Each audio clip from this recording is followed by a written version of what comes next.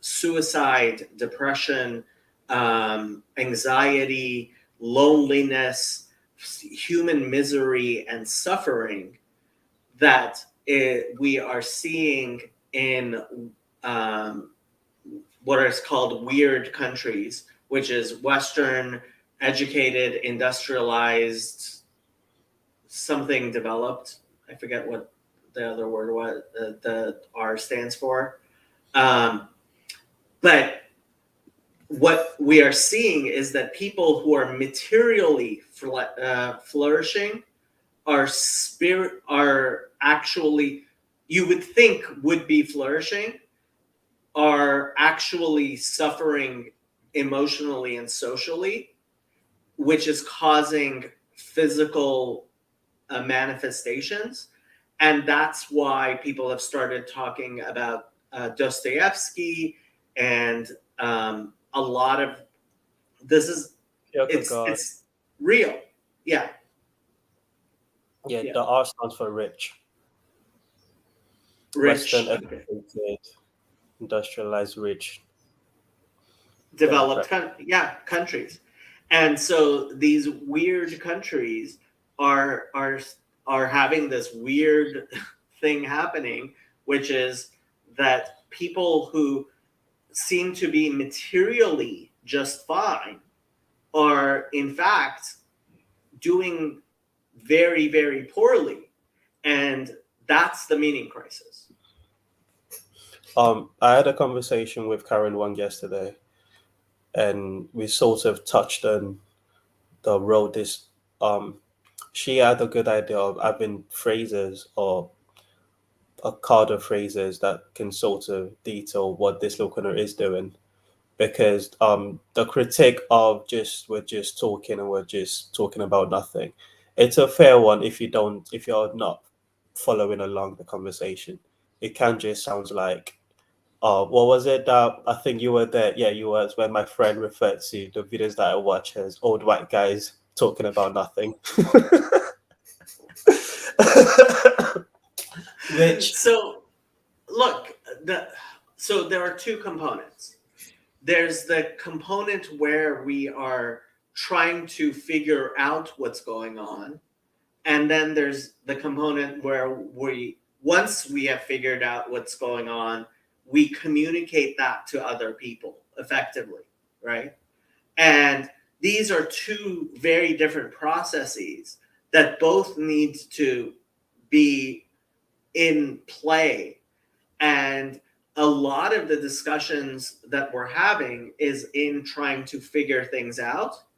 But yeah, I mean, on my Discord, if you've seen the rules section, like that is my attempt at actually um, coining phrases, and I have been coining phrases. I mean, we are not atomistic individuals.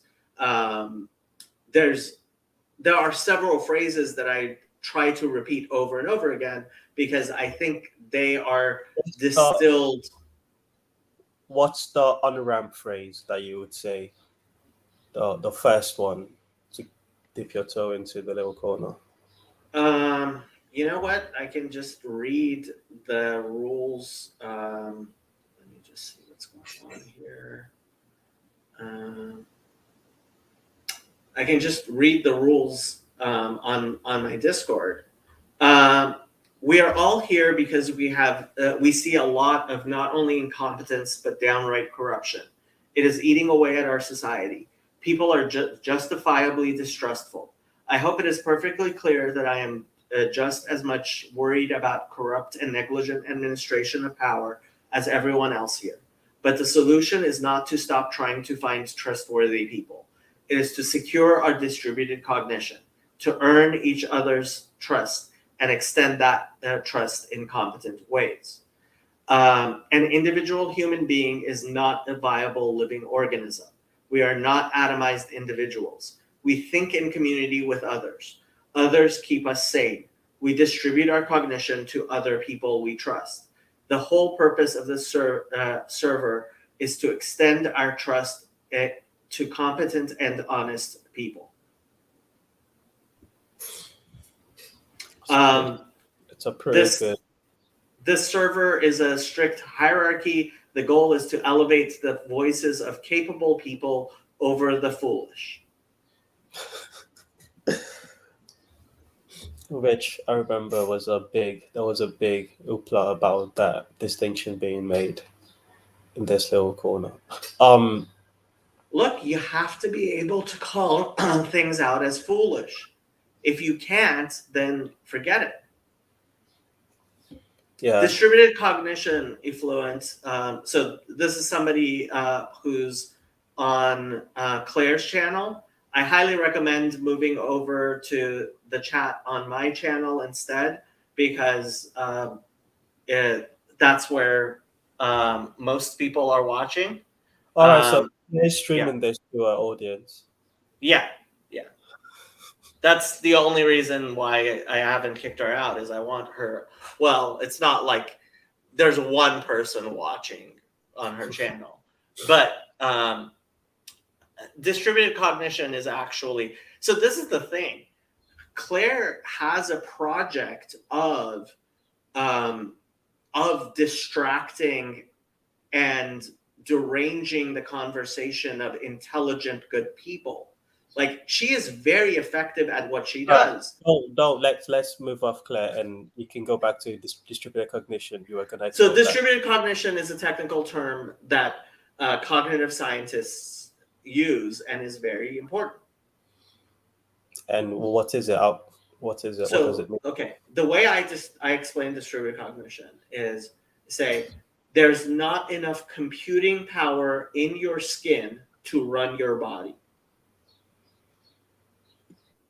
There's a lot of people think that who we are, our thoughts, ourselves, is contained in our skulls. It's definitely not contained in your skulls. What distributed cognition has, in fact, shown is it's not even in your skin. It's not even in your own body. And that's why if you are in solitary confinement, you will lose your mind. You as a human being cannot actually function as an individual person by yourself. You will lose your mind if you do not have at least a pet animal, right? Because you need to distribute parts of your cognition to other people. So yourself, who you think of as yourself, is partially contained in the other people you speak with. That's distributed cognition.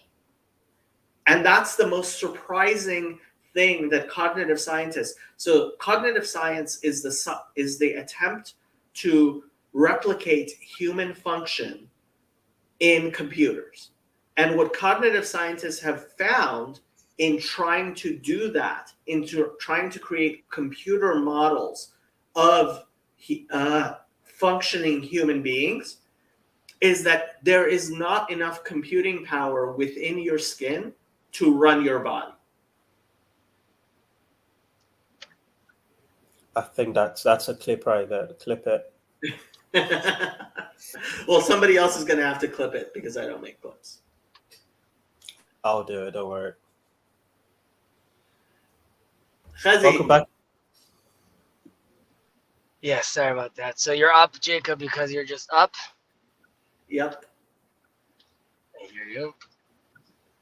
Well, Tiger has a good excuse. It's 2 o'clock by him. Do you know what Parsha? Do you know what weekly portion it is, Jacob? I know that we're on different Parshiot Chutz La'aretz from Eretz Yisrael, so we're still on last week's Parsha as far as you're concerned. We are rereading the famous Parasha of Korach. What's Korach in English? That's how appropriate is it that in Israel they are reading Korach, and that's exactly what happened at Synod. Yeah, I mean, there's definitely a. Paul just posted this like one video of him like in this random room, and he just looks so sad. It honestly, okay. So I don't know if you watched my short video from last night, I did but not. part of the reason it was so short is I started crying when I was talking about Paul's video. Because honestly, it was like, this is supposed to be a happy day when it's the graduation of his son, and the pain was visible, and yeah.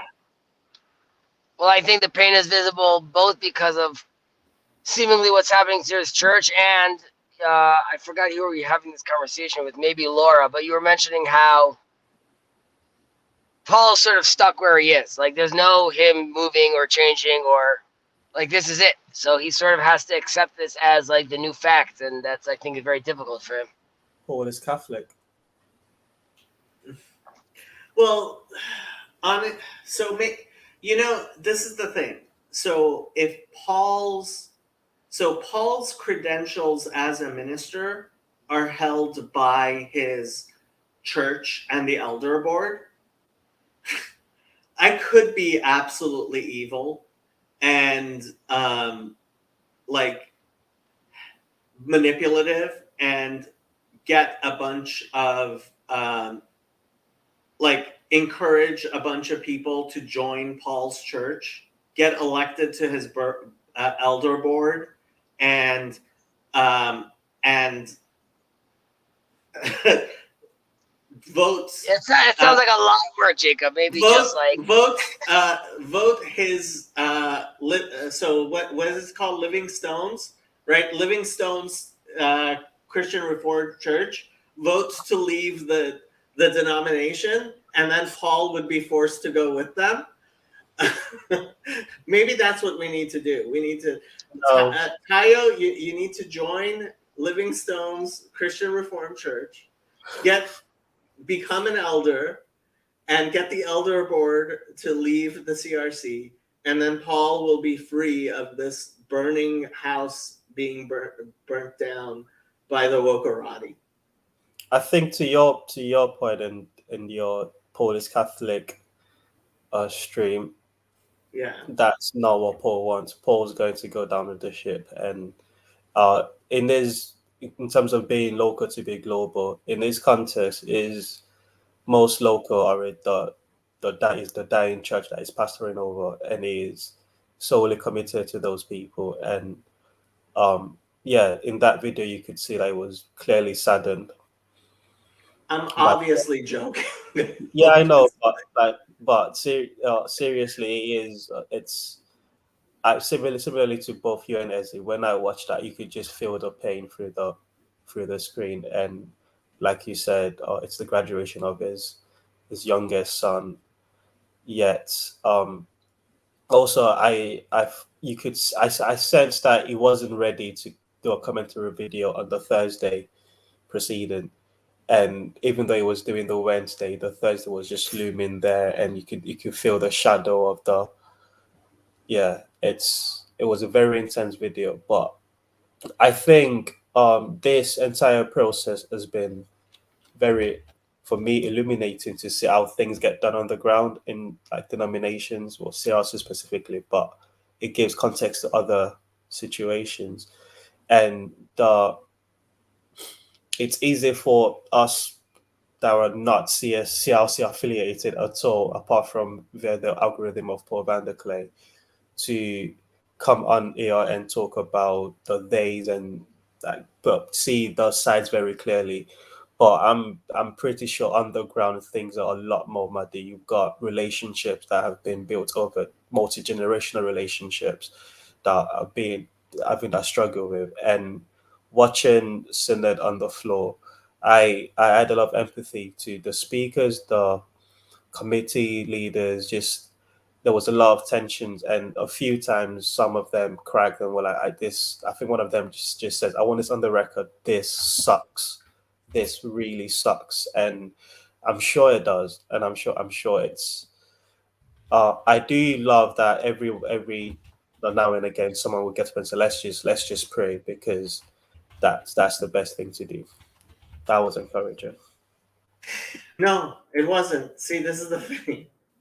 Okay, so Well, they're praying to Jesus. I don't think. no, that's not the point. No, that's not the point at all. That's not what I'm saying. Okay, so let me pull up Twitter. Hello, Michael Sartori. Hello.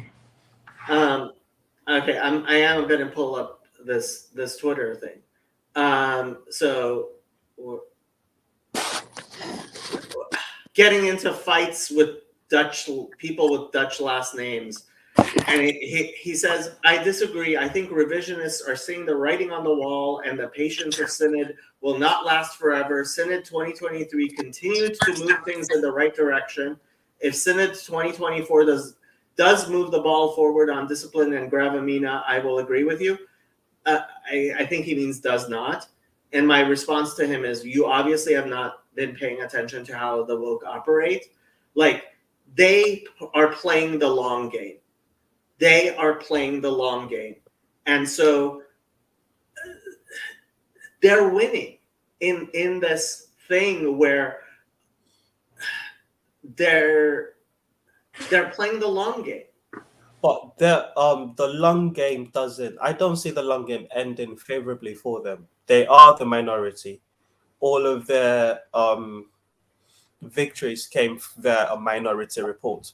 That still remains the fact. I love whenever one of the ethnic, especially the Koreans, came up to speak, because they were very concise. This is where we're at. This is what we're going to move forward with, and I don't see that changing. They might be playing the game to prolong the amputation, but there is going to be an amputation. This is the thing. I am not worried about the Wokarati winning. I don't think there's any possibility of them winning. I am worried about the damage they will do on their way to losing, and what the backlash is going to entail. Because the backlash could get really, and you're already seeing it. I mean, even in that stream we had where Hank and Lance and Mo, they were like, you can't give them an inch. We have to, and that backlash, what worries me about Synod 2023 ending how it did is I expect Synod 2024 to come back with a vengeance. And by that you mean the conservative side to be with a vengeance. I agree. I see that. And these people are playing with fire. Neeland Avenue keeps on playing with fire, and they're going to burn the entire church down. That's what worries me. That's what gets me, because frankly, I couldn't care less if the CRC, like, that's not my business. If the CRC confessions, if the Belgic confession, if the CRC decided we don't care what people's sex lives are like, that's not, but I see the destruction, and that's what worries me. Michael, what says you?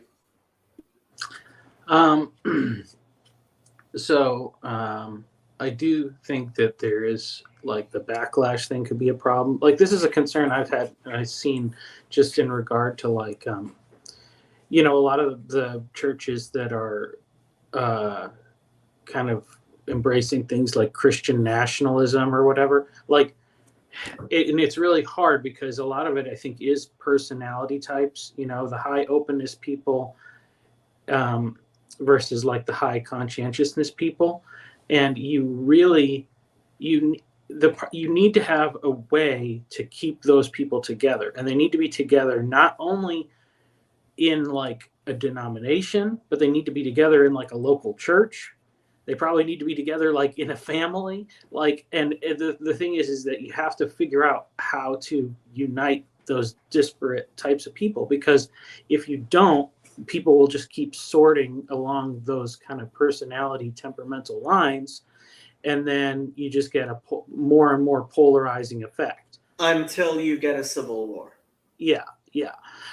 So you have an amicable splitting, but it just, there is no amicable splitting. Well, I mean, Michael. yeah, I mean, eventually, no, you have to be able to cross those boundaries at some point, like on some level of society, and so, like this is what I said, when Paul was saying that other guy that was talking about evangelism and the big win of the thing, Yeah. that to me, that is the most important. That is the most important thing, because because the problem is when both sides accept like the born this way thing, because then you have people that are saying, like, affirming people, like they will never, like, because then neither side believes you can change. You have to have the belief that people can change. So because the conservative people, when the conservative people start saying, like, seeing like gay people as people that are incapable of change, and not even in regards to like that their attraction can't change or whatever, but like,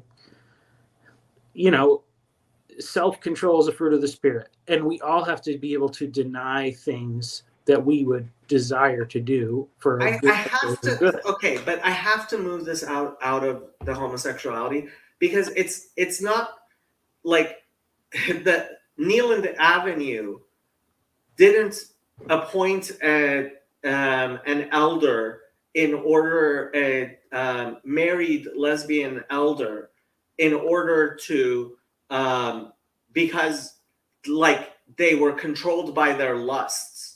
That's not what was going on. Right. No, but that's what I'm saying, is that's a temperamental thing. That's because they have no people that there is no tension within the church. It's all openness. It's when Paul had that other discussion, it's like the guy talking about the gas pedal and the brake pedal. Is that you have all gas pedal is just accepting more and more, Again, I think so. This is what is my frustration with Paul Vanderklay. There are people who are arsonists in your church, and it's so, as long as we're talking about gay people, right, and how we're going to deal with homosexuality, right? Preston Sprinkle has that completely hashed out, and the people who actually care have their theology actually. But what's happening is that people are using this issue because they see it as a wedge issue, as a way in which they can sow discord and confusion, and they are using it to dismantle power and privilege, because they're revolutionaries. There's actual evil behind what's going on in Neeland Avenue. Real evil. Yeah, no, I don't disagree. Like, the problem. Well, yeah. So, well, I mean, it's the problem is that so you see there's like a vocal minority within the synod or whatever that's having an oversized power, and that's probably also true within that local church. So you have a congregation that just wants to be loving and accepting, but it's being manipulated by a few people who really just want to rebel or seize control or whatever that impulse is. Well, and frankly, I mean, I don't know that. So this is why I think the language of demons and spiritual possession is very useful, because I'm not blaming. So Paul DeVries is the guy who was the president of the Senate, right? And his actions, like, I am sure he's a nice guy with great intentions, but he has been possessed by an evil spirit from outside that is using him to destroy the CRC. That's the spirit of tolerance is what you're referring to, I'm guessing. Because What do you mean? it would, what spirit are you referring to? Is it the tolerance that the other side, or? So, okay, I think there are ways like tolerance. There are appeals that this demon is making to entice him, and it's always appeals. Satan never always tries to convince you that you're doing the right thing, but there is this demonic force that is out for destruction, that is a destructive force that is manifesting itself in the CRC, and it's destroying the CRC. Yeah, I mean, I think that conservative, or I don't want to say conservative, the good intentioned, kind, loving boomers, I don't like to just say I think it is kind of a problem with the generation, is that, they had lived such a charmed life that they had never considered the possibility of making a hard choice, and honestly, like, I kind of feel like it's like, because across like Christianity, and I think, I watched that Fear and Tremble, as much of that Fear and Trembling video as you can find, like, without buying a DVD. Trembling Before God, you mean? Yeah, that one there. So Fear and Trembling is Kierkegaard's book I just started reading, where he talks about Abraham's choice. And that's the thing, is that, like, so many people have, I think there's been a lot of spiritual leaders who have, they've had to confront this thing through the lens of their own child becoming, coming out or whatever. And the fact that suddenly changes their conviction that they've built their career and their life on or whatever, and they can't figure out a way. Like, that's the problem. It's like boomers can't figure out a way to love their children without affirming everything their children want. I have to go back to Jacob's greatest hits, but Christians turning love into an idol. Yeah, I mean, I agree. I mean, that's the thing, because I count myself among this young people. I have very young kids, and it does make you more conservative. And when you see this stuff coming at, aimed at young children, it dispels that ruse that this is, it's totally grooming, and it's totally nefarious. And you go and look back at this stuff, and it's like, it started way back when with like an anti-bullying campaign. Like, that was the whole thing all along. It's like, yeah, well, who's not opposed to who wants bullying? Nobody's going to support bullying. We're all against bullying. And then it just turns into like, did you listen to the interview that Jordan Peterson did with that Orthodox Jewish female psychiatrist, Miriam something? I don't know. The one that got pulled off YouTube or whatever? It might have was that the one that got pulled off YouTube? So there's this psychiatrist, right? And she actually, she wasn't born Orthodox. She became Orthodox and observant through going to medical school. Is she the And one that talked about the? sex ed. Yeah, maybe. I don't know. Oh, and the parents. She really talked a lot about parents. So she got involved in all of this because she saw what was being taught in sex ed, and she saw that it was Gnosticism. Yeah. And she wrote a book a long time ago, and she started confronting the sex ed stuff in schools. And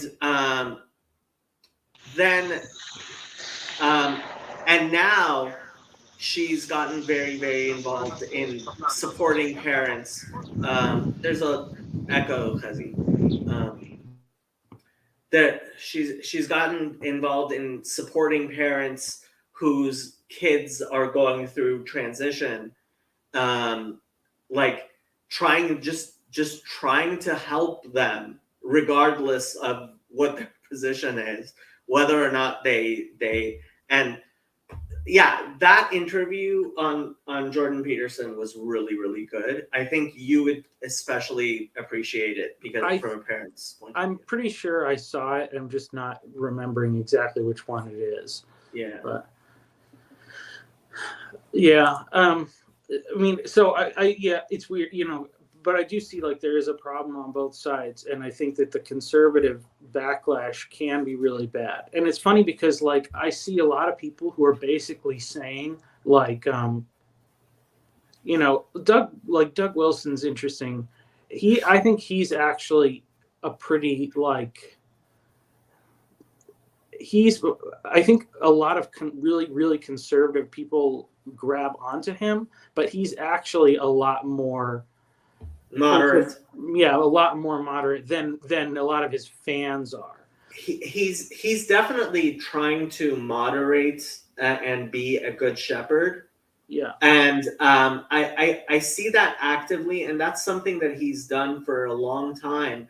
Like he was very involved in the abortion stuff, and in making sure that like the abortion people were using Christian means to try to win that fight, right? As opposed to, and I think he's using the same skills, and that's partially why, like, I call him the smartest dumb guy I know, and because honestly, there's a bunch of stuff like I listen to his stuff and I'm like, how do you not recognize what's going on here? Because he is so smart, but I think his distributed cognitive network is very different from ours. Like he's really siloed within Christian fundamentalism, and there's a bunch of things he doesn't see because of that, I think. Perhaps, or also like so it's really interesting. So obviously I've read a lot of like Francis Schaeffer stuff, and he was kind of trying to get like Christian people aware of like stuff that was going on in the world. He was dealing with like all these existentialist philosophers and stuff, and but then like you look at this like the stuff about like his son who turned into a total wacko, and like and his son and he's like, well, I don't know why my dad like wasted his time with like all these fundamentalist people, when he and I think that sometimes like these wise people who are wise know like they know that they're in a silo, or like they're somewhat aware of the outer world, but they realize like the rest of the people that are really in that silo aren't going to have the wisdom or the discernment to handle some of this stuff the right way, and so they moderate their message a little bit. But so I would say like but the problem I see is that like the people that are following after Doug Wilson, people will always take some of the wrong parts more extreme and ignore some of the important things that they're not picking up on. And it's like, people who think like Moscow, Idaho is going to be like this little utopia. Well, in 50 years or 100 years or something, it's going to be the next Grand Rapids, and you'll have all these people who are born into this culture, and the problem is they've totally confused what it, being a Christian with being part of a culture. And and even to the point of they say they know all these confessions, so they say all the right things, but they're not really understanding the meaning of it. So, and that's what I think. Like and that's what my fear is. Like honestly, because I can see strongly like it would be very easy for me to want to take my family and always be putting them into the more like conservative church and the more this and that.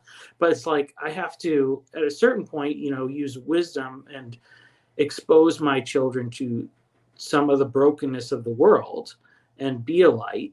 And I think that the problem is you have to figure out how to balance these things. And so that's like I almost feel like the solution in like a denomination.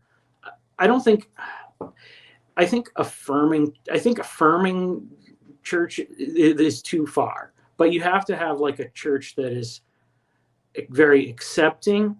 But it's almost like that's not the church where the families of the young kids are going to go. So you have the church for the family of the young kids.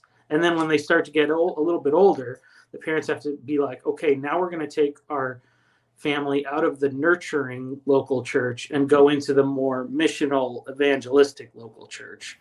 And see, okay, the Chabad model, and I have to say this is actually something that in Judaism, I think we've had to deal with in like a lot, and Chezi knows I have my concerns about like the very, very insular parts of our community that are sometimes like they're stifling, right? And the Chabad model has actually been to send the young children out at pretty young ages and expose them to the wildest things. And the Rebbe always did this, and he lost many of his best students. They stopped being a part of the movement. But those best students who ended up creating Neo-Hasidism have, in fact, really influenced the rest of Judaism in ways that it's honestly, I don't know how the Rebbe saw, and maybe I'm just babbling and not making any sense to the Gentiles. Hopefully I'm at least making sense to Chezi. But the Rebbe really saw how to do things in ways that I don't think many other people have been able to replicate. And this is part of the reason why I grieve his loss so much.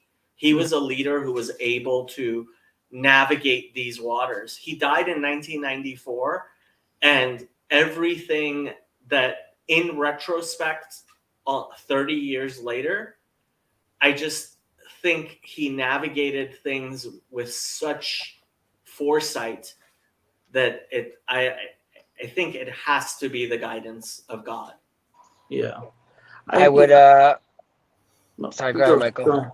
Oh, I was gonna say that the only that kind of reminds me of like like Tim Keller, and the currently conservative people that have this criticism for Tim Keller, like he really walked that. Like, okay, it's like you're thinking like, oh, he's woke and he's liberal and all this stuff. It's like he started a mega church in New York City that's very conservative theologically, and he got people to come, and he made real converts to Christianity. Like, if you don't see, if you just write him off, like, he found a lot of that balance that is, unfortunately, I think the whole like negative world thing is a true, his time, he was the right guy for like the neutral world, and now we're in a little bit of a different time, but that's still like, you should not write off everything you accomplished.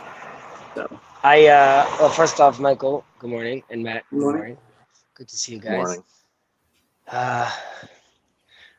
I'm going to connect this to this weekly portion just because I'm thinking for myself what I want to be telling my nephews today at the Shabbat table. But it is a sense of there's a time and place for all these things. So you could have a more nurturing church when they're younger and move on to a different church when they're older. So even with Moses and Korach, when he challenges him with his group, with his crew, and obviously the ground swallows him up and he's done. And his attitude was like, listen, we're all holy. Why we're all holy? Why do we have this hierarchy? Why is Moses in charge? There is a teaching that Korach was aware, so to speak, of his descendant down the line, Samuel, and Samuel very much sort of lives out the dream Korach had, which is bringing down the hierarchy. He moves. He doesn't go back. He doesn't bring the ark back. He has his own little temple. He himself sacrifices some of the sacrifices and not the high priests. So he's very against hierarchy, and his whole attitude is against hierarchy. However, I think Moses and God at the time were aware that there's a time and place for this. So there's a time and place where there has to be a hierarchy, and there's a time and place where it's, when you have more of this renegade attitude, or when you need to really go down a different route, which is also accessible to you, but all in the right time. And obviously we learned this also with Jacob and Esau, how we always ask, like, how are twins so opposite? And we learn from there, Chanoch et hanar lefi darko, teach the child according to his own way.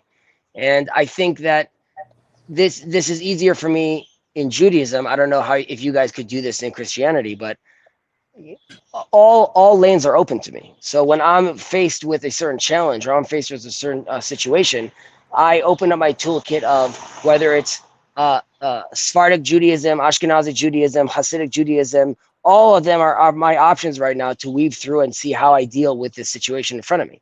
So, when we see Jonathan Peugeot and this whole revival of this is what the early church fathers were saying, it somehow needs to come out again in a Jordan Peterson, Jonathan Peugeot way to attract people again. But they're using those same tools again. But they're Jedi masters. They're aware of how to use the Force in that way. And for the general crowd, I would agree. They still very much need the manual. Having said that, in our ever-changing times and technological times, this is where it becomes more important to at least make people aware that there's other things outside the basic manual, and there are other options out there that you could at the very least tap into when you need to. But I don't know if all that made sense, but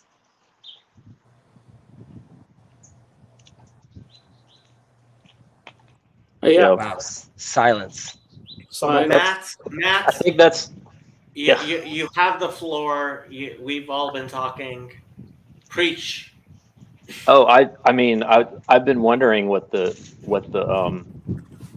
how the Jews deal with this situation, and as usual, I'm really, I don't know. I find a lot of wisdom in the response in how you guys do handle it, because it does seem like, from the Christian perspective, we typically just follow what our one denomination is saying, and that includes, we could be Russian Orthodox, and I think of that as the denomination. We're only listening to people in a single line of thought, and we don't, for some reason, we don't give ourselves a lot of permission to kind of operate in different modes like you guys do, which I think it kind of hamstrings us, frankly. And so we get people like what's his name? You guys were just talking about him, the Moscow, Idaho guy, Doug Wilson. and nobody knows how to deal with them because they're just operating in the modes that their own specific, usually hyper specific tradition gave them. So I think that is. I don't know. We'll deal Yeah. with them in the Protestant land.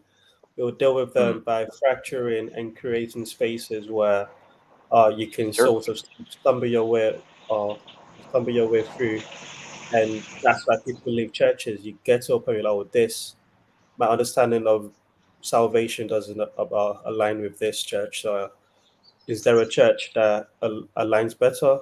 Which isn't, again, every solution is going to drawback, because that you can just then get just sort of caught up in a loop of moving from church to church. But part of how we allow spaces for this thing to go like that is by going into our separate corners if need be, and saying, okay, this is in this corner, this is how we see the things, and in that corner, that's how they see things. I think the human sexuality reports thing is been evidence that that's a big dividing line, because we've now had time to see churches that go affirming and churches that go non-affirming, and the trend is very clear in terms of which one remains a church a decade or so later, which is why the amputation that the CRC is going through, of course, it's difficult because of the reasons that we've already said. It's generations of friendships and all of this, like, playing out in real life. But I think it will be for the best, and God will be glorified. I think it was very obvious that the Calvinist denomination, I think it was actually said on the floor, that they take a high view of God and low view of man. That's the drawback of being a Calvinist. Is God is all the way high, great, but man is lower, and they're struggling. They're trusting God, which is why I referenced the prayer. Like, somehow God is going to help us through this. And I don't think just the conservative side is going, yes, this is the line, you guys can go away. It would have been best. That also would have been painful. There's no easy way out of this, and I think they're doing their best, struggling through it.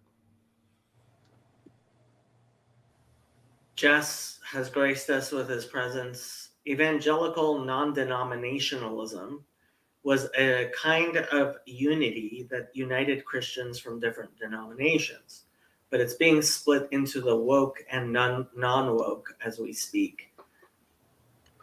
Yeah, I mean, that's I would say that's the tradition that I'm in, and there is a real good value in that, because by lowering the amount of, like, the standard by which you say, like, is this person a Christian? It does, like, you can have a lot more people of diverse beliefs worship together in one church, and that can be really good. And then it also allows you to, it's like there's a guy at our church. He's one of the elders, and he did a sermon the other day and was talking about, like, the Jesus prayer, from, like, the Orthodox tradition. And it's like, there's nothing preventing, a person in an evangelical church from listening to Catholic people, Orthodox people, to listen, to resource the church fathers or the reformers. Like, it's all. So you guys do have that. You are kind of operating where you can, kind of like Hezi, where you can identify whichever route you want to go. Matt, I forgot, what's your affiliation? What church do you go to? Orthodox, Catholic, Protestant, Presbyterian. Presbyterian. Okay. Like Tim Keller. Yeah. So and like Doug Wilson, we're in the same. Well, I think we kicked him out. Like, we did excommunicate him. But what are you going to do after that? You gonna What'd you excommunicate him for? For much earlier, for 20 years ago, stuff that was the seed of this stuff, I guess, in some sense. Not the nationalism thing, but some of the other stuff. Federal vision is kind of the phrase, but we had the equivalent of a synod where we kind of evaluated what he was saying about family structures. And as patriarchal as we are, he was kind of I think he was kind of innovating new paradigms, at least from our perspective. So we kind of said, you got to go. But I mean, and people still blame us for him. But what are you gonna do? You want us to kill him? Like, what do you want? What do you want us to do? You know. So it is what it is. I I'm mean, guessing that sounds to you, Jacob, like it was a visionary. honestly, it sounds to me like he was a visionary. Yeah. It's, Sure. I mean, Yeah. yeah. If we killed him, I wouldn't hear the end of it from Sam. He'd be talking about it for the rest of his life. So we're just not gonna, for the sake of not hearing Sam complain about us killing Doug Wilson, we're just not. that's gonna why you. That's why you didn't kill him. Was because Yeah. Sam. would We'd never complain. hear the end of it. I missed you guys. I'm glad. It's cool that you're streaming so early. No, it's not. I couldn't sleep. It's not because Oh we should. no, you're streaming late. Oh no. No, I did wake up. No, I did wake up, but I woke up because I couldn't sleep. Oh.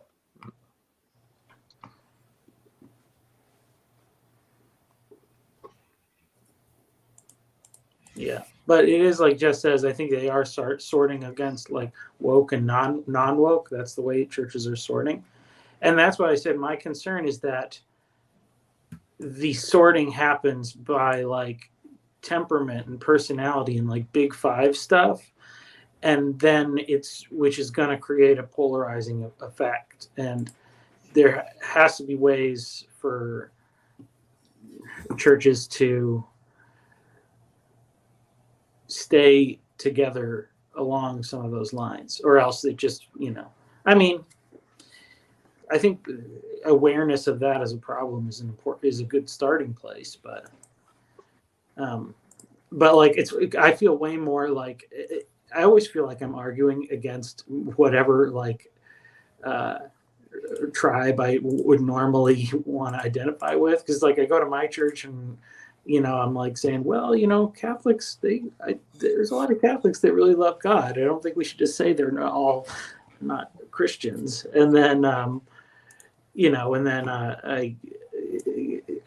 arguing like, against my evangelical, the conservative thing about like, well, we shouldn't just, make it impossible for like somebody to walk in the door, if they're a sinner, like, so it's always finding that balance. And the thing is that it will never be solved by documents or decisions. It's a constant, active, participatory thing in always listening and engaging with people that are unlike you, and realizing that, I mean, if you read the Bible, the thing that everybody always finds out is that they were wrong about something, And I mean, it's like, it took David having all the success and becoming like the best king and all this stuff before God could really teach him the things that he wanted him to learn, through the episode with Bathsheba. And the problems were in his heart were there even when he was a shepherd in his father's field, but there was no way for him to realize his weakness and his problems in that scenario. So, he had to be exalted and put in a high place so that he could fall and realize, his need all along. And I think we're just, the thing that we're always trying to just like make the perfect system that will last forever and won't be corrupted. Well, it never really, we're trying to eliminate the need for God and for other people. I have to go back to Jacob's greatest hits. I wish Christians actually were more messianic.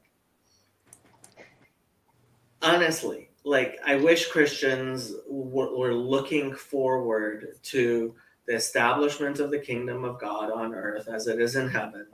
And we're looking forward to the revelation of the Messiah.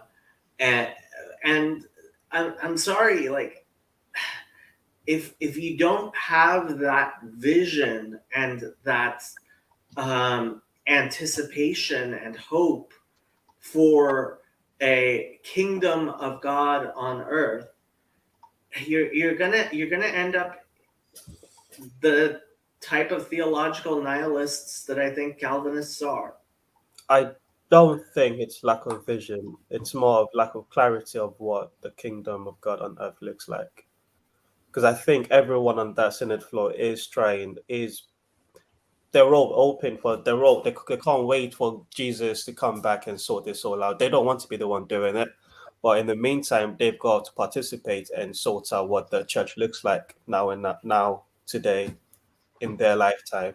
And I'll give you there's not clarity, there's not enough clarity and authority over what that kingdom should look like in the context of gay marriage for this, but just in a broader sense, like we don't have we're in that. I was rewatching your conversation with Father, he's the famous author Stephen DeYoung. Stephen DeYoung, Oh, the 3 hours epic. I rewatched part 1, and he was explaining this tension that Christians live in of the age to come and what we're in now. The resurrection did instantiate the kingdom of God here now, and we are to participate in that. But we also do lack a clarity of what that looks like, and it's that wrestling that Michael was like alluding to. That you're looking at your own side, like, okay, how can we do better? But you're also looking at the other side, like, okay, why have they gone there? So it's a constant wrestling, trying to figure out, okay, what is this kingdom meant to look like? And that's why it resulted to like people just coming and say, okay, let's just pray about this because we need God to come into this. That seems very messianic, right? In a Jewish sense, like we say the already and not yet in Reform circles. So this is the thing with the already and not yet. As I get to know more and more Christians, I find out that there is what's it called? The heresy of preterism. And I find out that a lot of Christians recognize that a lot of knowledgeable Christians recognize that what they mean by Jesus is the Messiah is Jesus will be the Messiah, not that the kingdom of God has in fact arrived, right?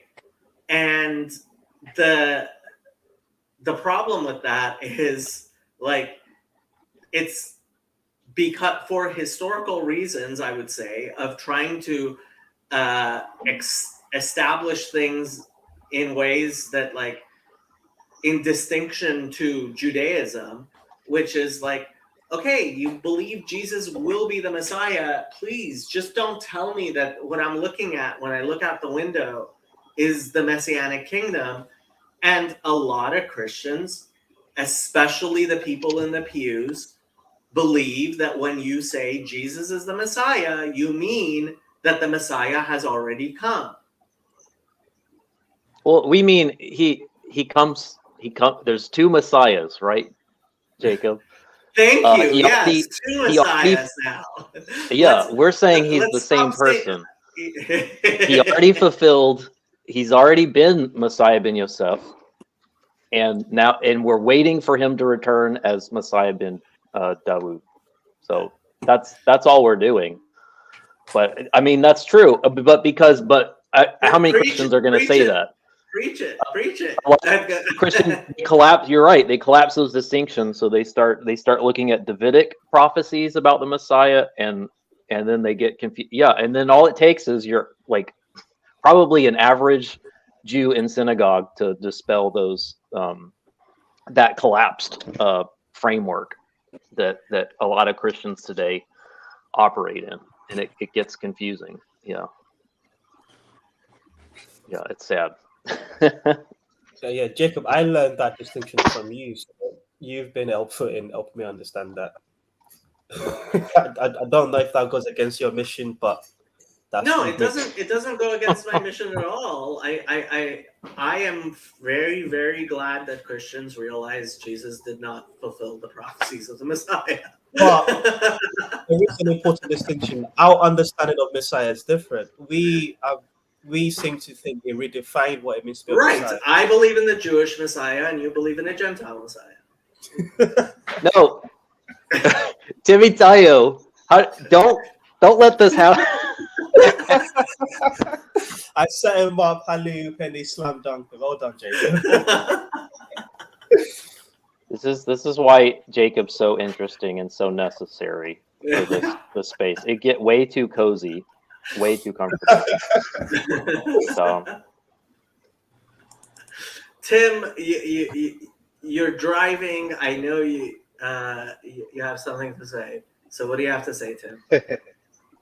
I just wanted to bring up what Father Stephen said about some of the subversive people in the Orthodox Church, and he said that there's people in the Orthodox Church who like to sit around and whine about how they would like to change things, but they can't. I don't know if you remember that,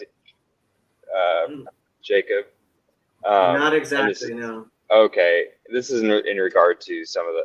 So we have our woke people, and I just kind of wanted to give my take on basically the Orthodox Church and like whether we're immune to this stuff. And my take is that no, we're not, and there probably will be schisms as a result of these same issues that CRC is dealing with. And I think what's going to happen, because some of our hierarchs are making moves toward woke stuff, similar to some of the Catholic hierarchy. And basically, I think what we have is the thing is that, and there's no, I don't think that there's a theology in the Orthodox Church that there couldn't be like big breakups over it. Like for us, we consider, like, for example, we consider Rome to have fallen away or to have broken off of the church. And the same thing could happen today, like the entire, ecumenical, or I don't know, a big faction of the Orthodox Church could fall away over these kinds of issues. And so I don't think that that's impossible to happen. And but I think that the Orthodox Church has very strong monasticism, and that's one of our big advantages. And in that, the monasticism is a very conservative bulwark that that really can help us out, at least to keep us keep a very conservative core for people to rally around. And also many of the laity are extremely conservative. But that's not to say that the same kind of issues hitting the CRC are going to happen to us. What are your thoughts?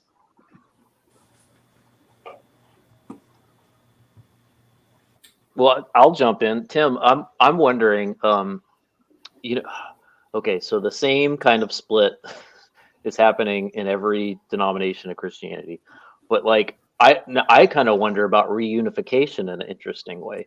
Could you see if there is a split? Do you think the resulting split could result in, I don't know, the two groups being in communion with other groups that agree on the topic that caused the split? You know what I mean? So you mean like the people are preserving the tradition in all of the traditions, being able to see each other more closely? Yeah, on both sides, frankly, the progressive side and the traditional side. It'd be interesting if there just becomes two big globby mono churches in some sense, competing over rainbow flags or something.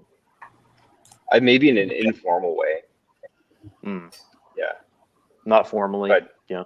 No, I don't see that happening at all, because it would have to be unity around faith and doctrine, and the conservative groups are going to be very interested in hanging on to their particular interpretations of doctrines, and I don't think that these social things are primary.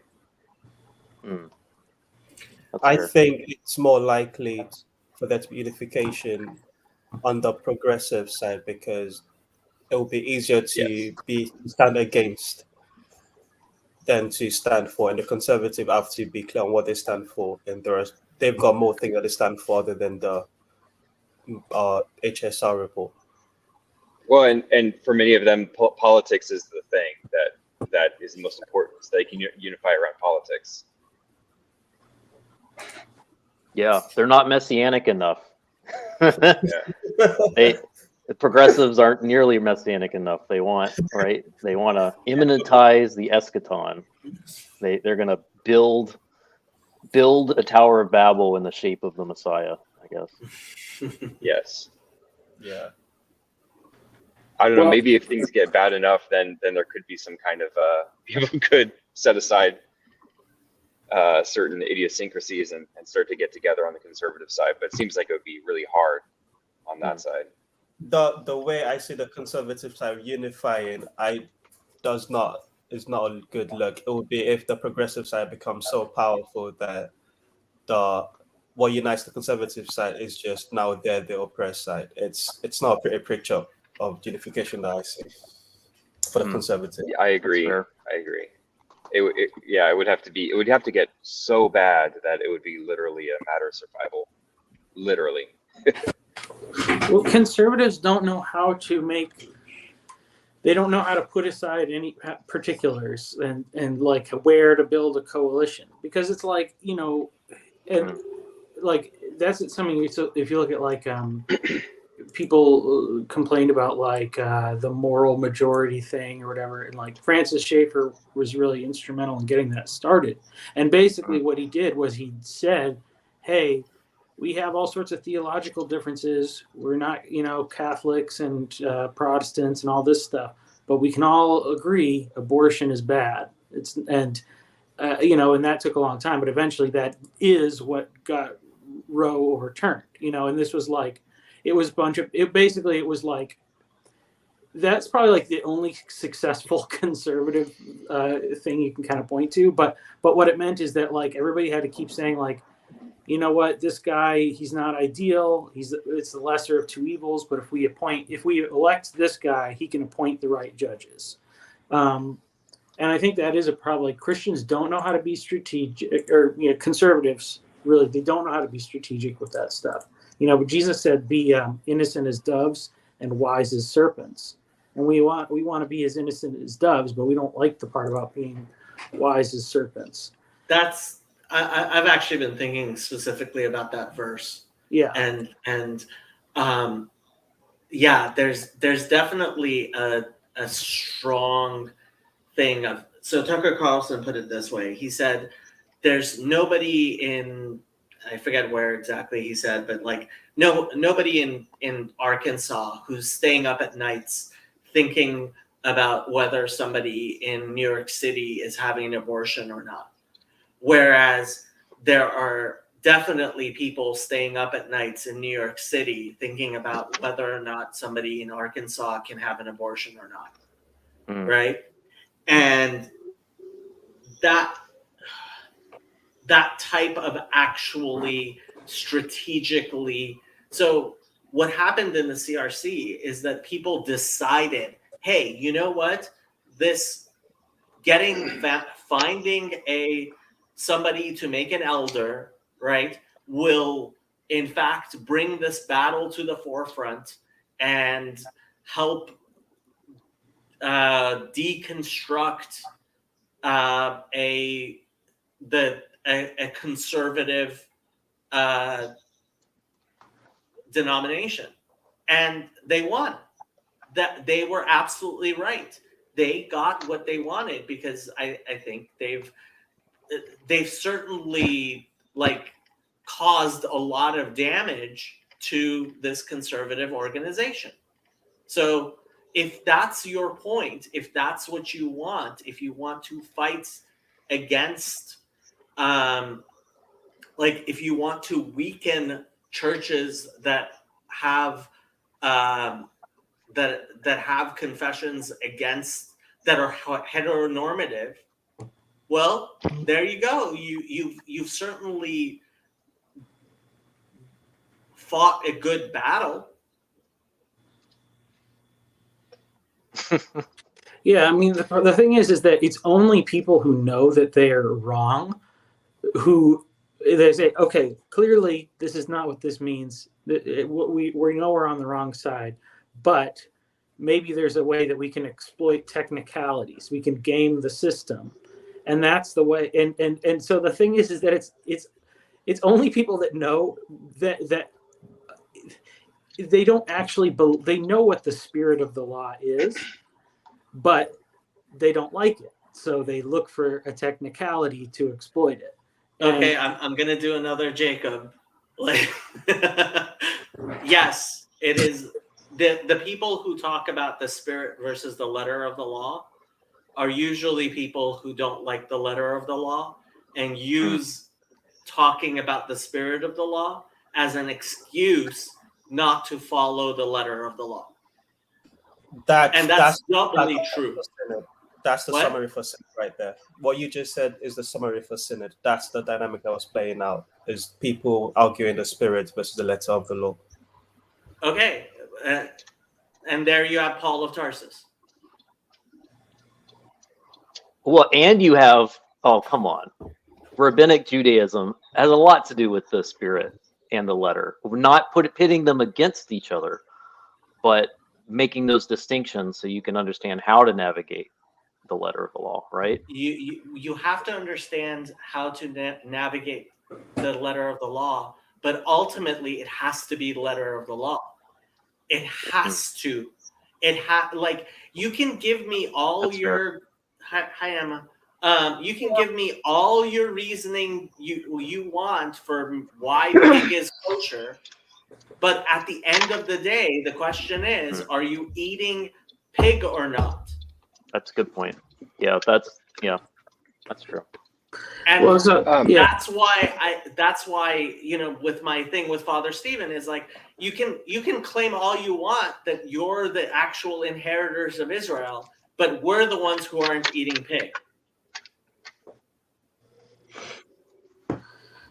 Well, yeah. I want to let Jess. So Jess says the parable of the prodigal son is relevant here. The younger son asserting his own desires and demands against his father. The older son dutiful and responsible, yet not understanding the father. The older son being the conservative, in a sense. Yeah. Emma, what do you want to contribute to this?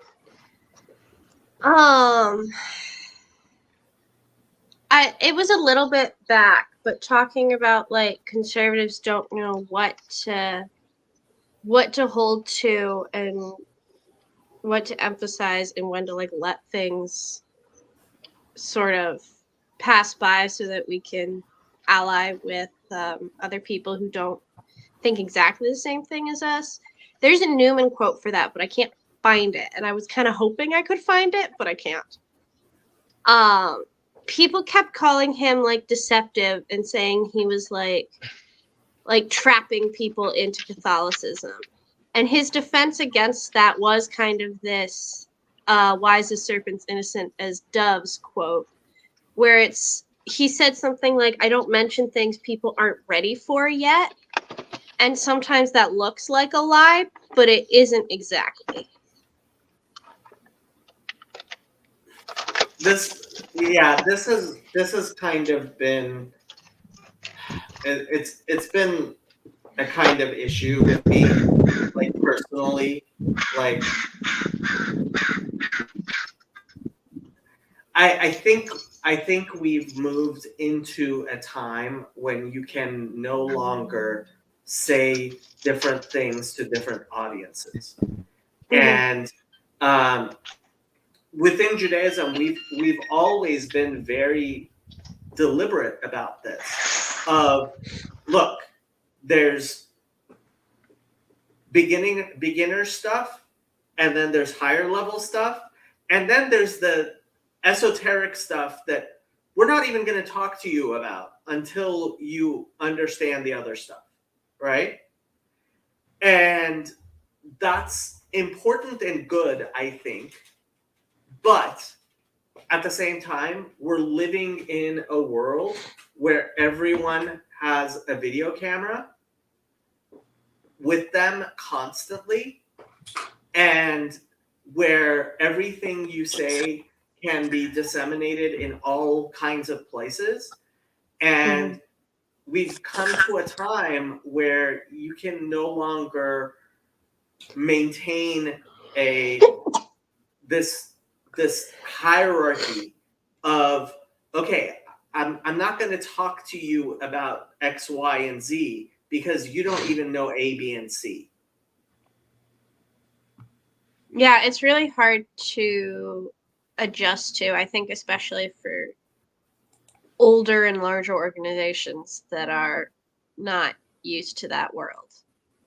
It's always sort of just interested me as a quote, so I was curious what people would think about it. I wish I could find the actual sentence. This reminds me also of what Father Stephen brought up, and I've seen this to be true in my own experience with Middle Eastern Christians, that Middle Eastern Christians they will hop between different churches. So like, says I have an unstable connection. Can you guys hear me okay? Yeah, you're fine. Okay. That like Melkite Catholic or Assyrian Christians, Eastern Orthodox, that in the Middle East that their higher identification is I'm a Christian, and that they don't see it as much of a problem to kind of hop around between. And I think that the reasons for that are probably pretty obvious, that they had a bigger enemy that united them. So there is a possibility that even I'm sure back in the old days there would be no possibility that could happen. It would have been completely impossible to imagine that there would be some sort of a quasi-unity. But today, because of the bigger enemy, which was literally a matter of life and death, it was literally survival that drove them to be united. So I guess in that regard, I could see it. I could see a unification happening. Well, I mean, I think that's what's going to happen. I mean, I think you look at conservative CRC churches are going to align themselves with other conservative churches in their local areas and consider them more to be the important, on the ground, that's more of the important people for them to work with than other people who are in the same denomination, but, are living in a totally different reality. I mean, I think that's, Emma, I think you said you were in Massachusetts for a while, right? So I grew up in Massachusetts, and there's no mega churches really. Maybe there's a few now, but there isn't really a lot of mega churches in Massachusetts. And so in the small town that I grew up with, there was a lot of things where we would work with other churches if it was something to do with like the town, a town event or something, a day of prayer kind of thing like that. And so like the ecumenicism was really natural and easy, because when you're in a very secular state, you identify very easily with people. So it's like, there's a lot of Catholic people who got a lot, like almost everybody is Catholic or is related to somebody Catholic or used to be Catholic. And like even in my church and, Pentecostal church, Baptist church or whatever, like you very much, it was more like, oh, another Christian. Like if you meet somebody who is a Christian, it doesn't matter what type they are, because that's like a little bit of a rare thing and a refreshing experience. If you meet them out in the wild, the grocery store or something like that. So, what do you guys think? I've heard Stephen DeYoung say it's not the primarily like what they feel like is like a functional. Speaking from his Russian Orthodox perspective, like. I asked them once, like, why don't you feel like you're in communion with us when we agreed to all the same ecumenical councils, except for the 7th, which we weren't invited to. But we got the 6th, which have to do with the nature of Christ. So that should be a salvific issue. We should have all the primary stuff in alignment. And he said it's because we're not aligned by that. We're aligned by the liturgy, and you're not practicing the divine liturgy. So it makes me think, like, why can't the progressive and the traditional, and at least maybe just in the Russian, I don't know, maybe the Greeks are different or something, or the Antiochian, and all, maybe they all have different views, but at least from what he's saying, it sounds like the progressives and the traditionals can coexist without fracturing, because they're all gonna, a progressive, you could have a you could have a you could have a gay you could have a lesbian priest, I'll just be explicit, administering the divine liturgy, and it would look the same. It'd be the same liturgy.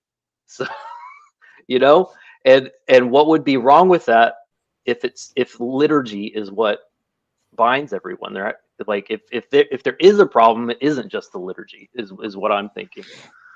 So which I think is fair to admit, that it's more than just liturgy that binds people, because he was saying, like, he feels closer to the Melkites, who aren't even Nicene. They don't even believe in two natures of Christ, because the liturgy is closer.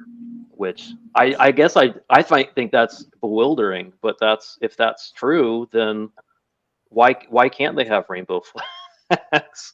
Do you know what I mean? Like, I'm just trying to explore that in a respectful way. That's the impression I get. So what do you guys think? I think it's the sacraments, not the liturgy.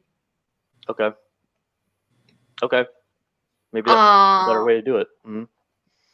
And there's more belief involved in the sacraments and more like rules, but also the Orthodox have something to navigate that Catholics don't here, because Catholics do have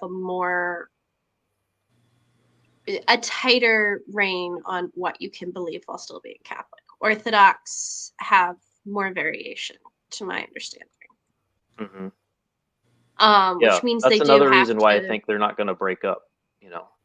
But I don't think they'll extend that far. Mm-hmm. They have gone somewhat more liberal than I'm going to say official Catholicism already, because some Orthodox priests allow contraception and divorce. Mm-hmm. But I don't think they'll go that far, or at least not easily. Well, I mean, I wonder, because I feel like I hear some people online who are exploring and converting to Orthodoxy because it's like quasi-universalist and it's mystical and they can have all this stuff. And then you have a lot of the more like ortho bros who are converting because it's the most legit and the most original and authentic and all this stuff. And it's like, are those two people worshiping together at the same church? Are they only doing the participating in the liturgy together? Do they have a relationship after church? Do they go out for lunch or whatever? Because that's the thing. It's like we can, and I mean, I think that's the kind of the issue with like Paul's denomination. It's like, it seems like they're really wanting to say we're all still Dutch and we all still have all this like cultural communion together. And it's like, okay, well, you can have that, but then it's a social club. It's not really a church. It's not, because how does the Great Commission fit into that? Like, go out into all the world and find other Dutch people and talk about Dutch things with them, like, so that cultural solidarity has served the Russian Orthodox, I mean, other, different, or like all Orthodox, frankly, traditions very well historically. And now they find themselves in this new space that's so incredibly globalized and intermixed that even their own congregations don't, most in the West at least, don't, like, what, it's not cultural, it's not all having babushkas that is bringing them together. So it better be the doctrine, it better be some kind of personal assent to what's keeping them there, because it's not going to be a family lineage anymore. as nice as that is, if you have that, there's nothing disparaging about that. But it's Well, and a family Yeah. lineage really won't keep kids in. Like, Hmm. I've seen that actually. There are like a lot of Orthodox, and by a lot, I mean like 3 or 4 Orthodox people in my classics department, other grad students, usually because of like Greek heritage, but they're not Hmm. necessarily like invested. They like Hmm. go to mass on Easter, I guess. Or like when when your parents are in town, you'll go to church. Yeah. They don't like Yeah, they haven't that's not made going it to their solve the own. meaning crisis, right? No, it's not. You're going to need something else. They probably But I have mean, it. I Catholics think they have the have same it. But problem. yeah. I think possibly especially American Catholics have the same problem. Hmm. It's navigating the family identity versus like belief system sort of Mhm. boundary or transition. But actually, it's interesting because I just realized, or I was just thinking about it, like in a lot of ways, liturgy is where the Catholic Church has diversity. Like we're all supposed to believe the same things, but masses can look different parish to parish. Like we have Latin Mass and charismatics. I've been to both. I kind of love both. Mhm. Like there are a lot of different ways to do a mass in the particulars, but the actual like the center of it is the same. Okay, so listening from the back, I've been thinking, Emma, why are you being so Protestant? Why aren't you explaining to these Protestants what actually creates unity, which is the priesthood? The priest because I woke up an hour ago. And I was like half awake scrolling through my phone and I was like, there's a live stream? Maybe this is interesting. The distinction So, between the distinction yeah, it is between the priesthood. the magisterium and the laity is necessary and necessary. Sometimes these things are so obvious to me or so natural to me that I don't think to explain them. Well, I'm gonna blame that. I'm actually I'm at the But Protestant. we need to hear it. Protestants need to hear that. The hierarchy matters. Yeah. And having actual hierarchy, and no, it's not a democracy. You Or know, having a priesthood where you need to carry a letter of good standing to serve at an unfamiliar church. Yep. Is important. Yep. Nah. Did you sleep at all last night, Jacob? I did. I was shocked to see that you had started streaming at like 6 a.m. my time. I'm like, what? Yeah. It was. I got up at 3 a.m. At first, I was like, okay, that's really early. Then I was like, wait, you're 2 hours behind me. That's really early. So I jumped on because I started hearing about unity of the Catholic Church or something like that, and it's with the bishop. Mm-hmm. It's not the priesthood. It's the priesthood, but like it's the episcopacy. It's the priesthood under the bishops, and the bishops united. It's hierarchy. It's Yeah, well, hierarchy. The priests are really just extensions of the bishop. The bishop is the fullness of the priesthood. So the priests are basically just the bishop's representatives. The bishop is the priest. As Mm.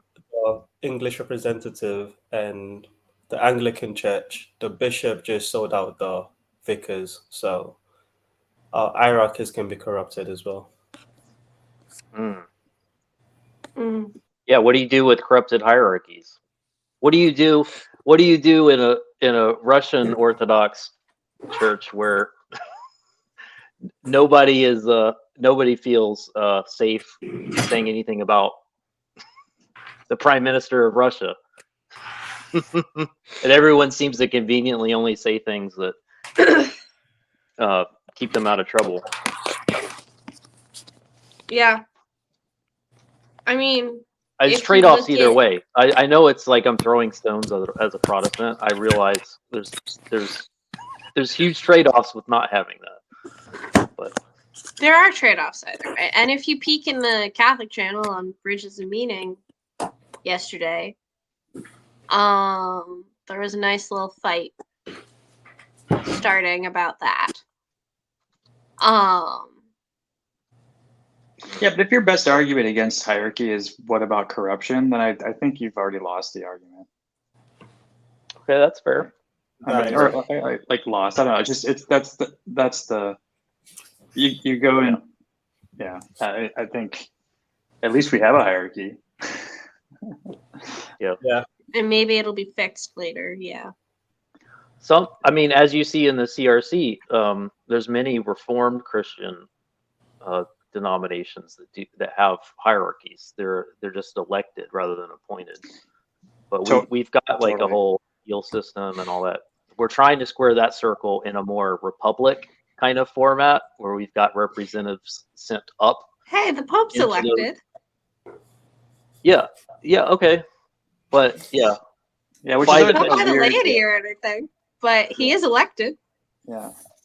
There was the comment about like CRC not bringing its best and brightest at Synod. And I think Paul even alluded to that in his video last night about Wednesday. And I think that's a problem because, the in the Catholic Church and in, I would imagine the Orthodox churches, like, there is a hierarchy of competence in terms of who gets positions. I mean, there can be corruption, there can be all sorts of like secondary effects or other kinds of motives, but like typically they're going for a bishop, for instance, like Father Eric. Like, it speaks highly of him that he's being sent to DC to study canon law and do all that stuff. This was true in the Jesuits, despite them having a lower overall, I think, standard, but like they still, they'll send people to Rome to go learn at those places at the universities in Rome, the NAC, the North American College. Like, that's like the Harvard of the Catholic Church in the English speaking world. And I think that's missing in the CRC or in, I guess, Protestant churches that just send rando volunteer delegates, is that you end up with this kind of chaos. And Even worse than just randos, it's the people that make themselves available. Which yes, it's adverse selection. It'd be better if it was randos, right? I think, I think that's true. It's like it's the people that you actually wouldn't want.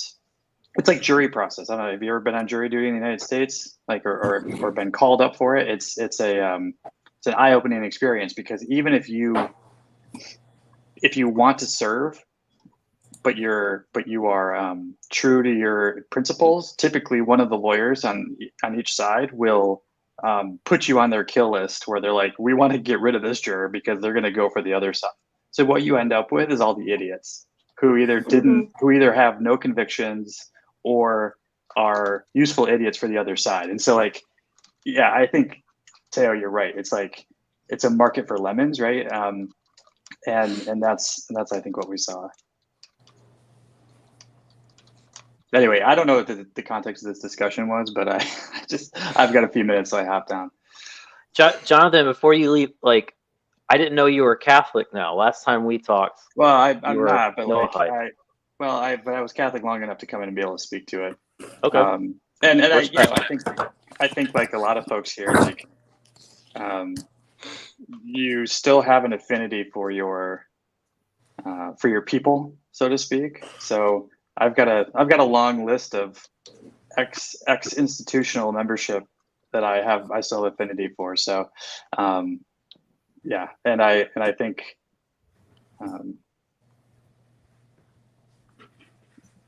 it's worth making sure that we're steel manning these institutions and stuff. So I'm always kind of the running to speak for the underdog kind of person. Mm-hmm. Well, thank you. The underdog, the Catholic Church. I mean, in this little corner, the Catholic Church is definitely the underdog, right? Because the Orthodox Church It's kind of underrepresented, yeah. The It was Orthodox, surprising to me. the when I sort of was first default getting Protestant. into this here. It's like default Protestant with like Orthodox being like the it girl, and the Catholics are underrepresented, which is not true to life.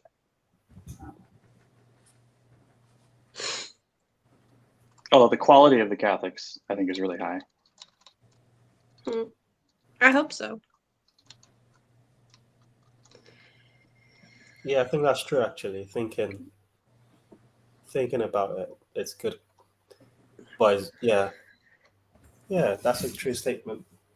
Yeah. I hope it works out that way. Yeah, it's surprising to me how many Orthodox there are. We do have Ted. That kind of just that cinches it. Catholics are the best because we have Ted. Yeah, I mean, I'll be happy to. I'll stand in the Catholic group if need be. I was actually thinking about that the other day because Sandy was talking about going to a Catholic church, and I was like, well, I don't know if I can recommend that, but like maybe it beats the alternative. I don't know. I need to ask my rabbi, Jacob. Well, I'm the one who recommended she go to a Catholic church. Yeah, but you're kind of an Epicurus, right? So I'm not sure that I can take your word for it either. I mean, honestly, it's hard because it's not like we actually have an official hierarchy in Judaism. It's weird. We have this informal hierarchy where people recognize who the most learned person is, and the Talmud weirdly provides, like, it's very, very clear between me, Yosef, and Chazi, like, who knows more? Like, Yosef's the rabbi, right? And it's like, so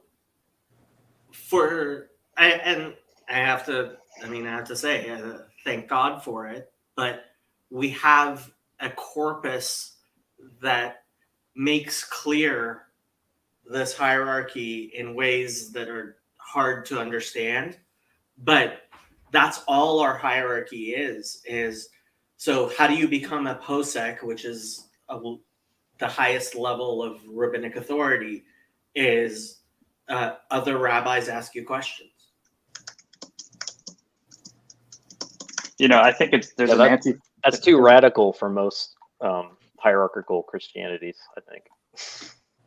But it's strange. It's weirdly robust, right? Because it is informal and it's reputational based, but like that makes it like, to use like the Taleb term, anti-fragile, right? Because I'm trying to figure out how to. I would say it's resistant. It's very dynamic that way. Yeah, and it's also like you almost can't question it because it's grassroots supported. It's like it's obvious. Like it's an obvious hierarchy that everybody recognizes, right? So it's hard to game that. You can't game it. You can't politicize that kind of hierarchy. It can get corrupted, I suppose, but like I think it's probably more. I don't know, Jacob. Tell me, like, how does corruption get? The biggest problem has been nepotism. Like once one person dies, right? Then where do the followers go? Well, oftentimes it's whoever was the top disciple, and if that's my son, and that's how you end up with Hasidic dynasties, which end up being very, and I mean, weirdly, I have stopped being as hateful of nepotism as I used to be. But, the Yanuka, he's only 35 years old. he's only 35 years old. I cannot imagine a formal hierarchy that would elevate him to his current position at the age of 35. Like, you watch his speeches, there's like a sea of graybeards sitting there listening to him.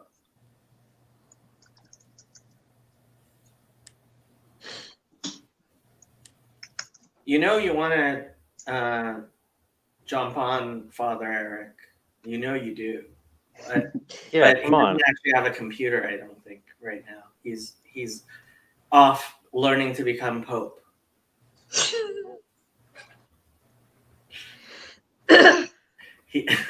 Father Eric says, I literally can't. Mm-hmm.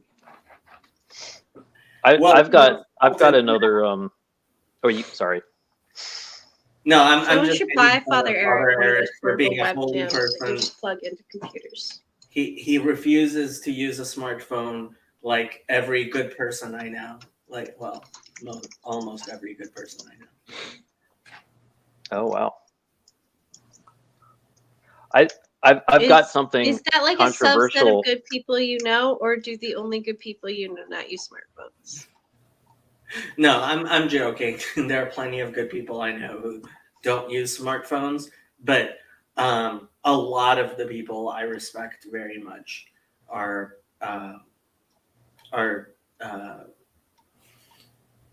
so Father Eric says Rafael Maria Deval became a cardinal at like 38. Cardinal Sarah became a bishop at 30. Dang.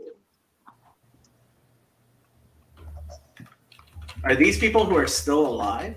Yeah. Cardinal Sarah, I know about. Not like I know personally.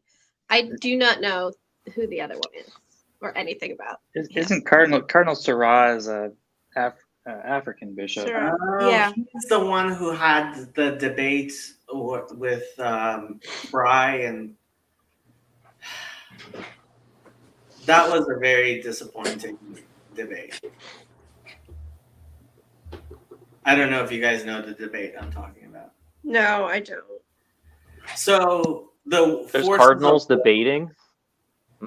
The forces of woke decided, hey, I know, how about we try to humiliate the Catholic Church by taking a bishop, a cardinal who's obviously a great intellectual, but doesn't speak English fluently, and like obviously has an accent, and the shrillest nun who is known for being political and crazy in the UK, and pit them against two of the most charismatic people you could imagine, Stephen Fry, and I believe it was Christopher Hitchens who was the other person.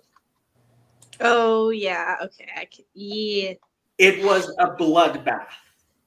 It was an Yikes. absolute bloodbath. It's on YouTube. There's 3 or 5 million or some million watchers, and all the comments are atheists who hate the Catholic Church, being like, "Yeah, the Catholic Church is horrible," and it's like, yeah, well, if you had switched it and instead had two of the most, two actors and great speakers of the Catholic Church versus somebody who barely, is intelligible in English, and a shrill, like, extreme person on the atheist side, maybe you wouldn't have had the bloodbath that you did. Yeah. Yeah, that's not fair.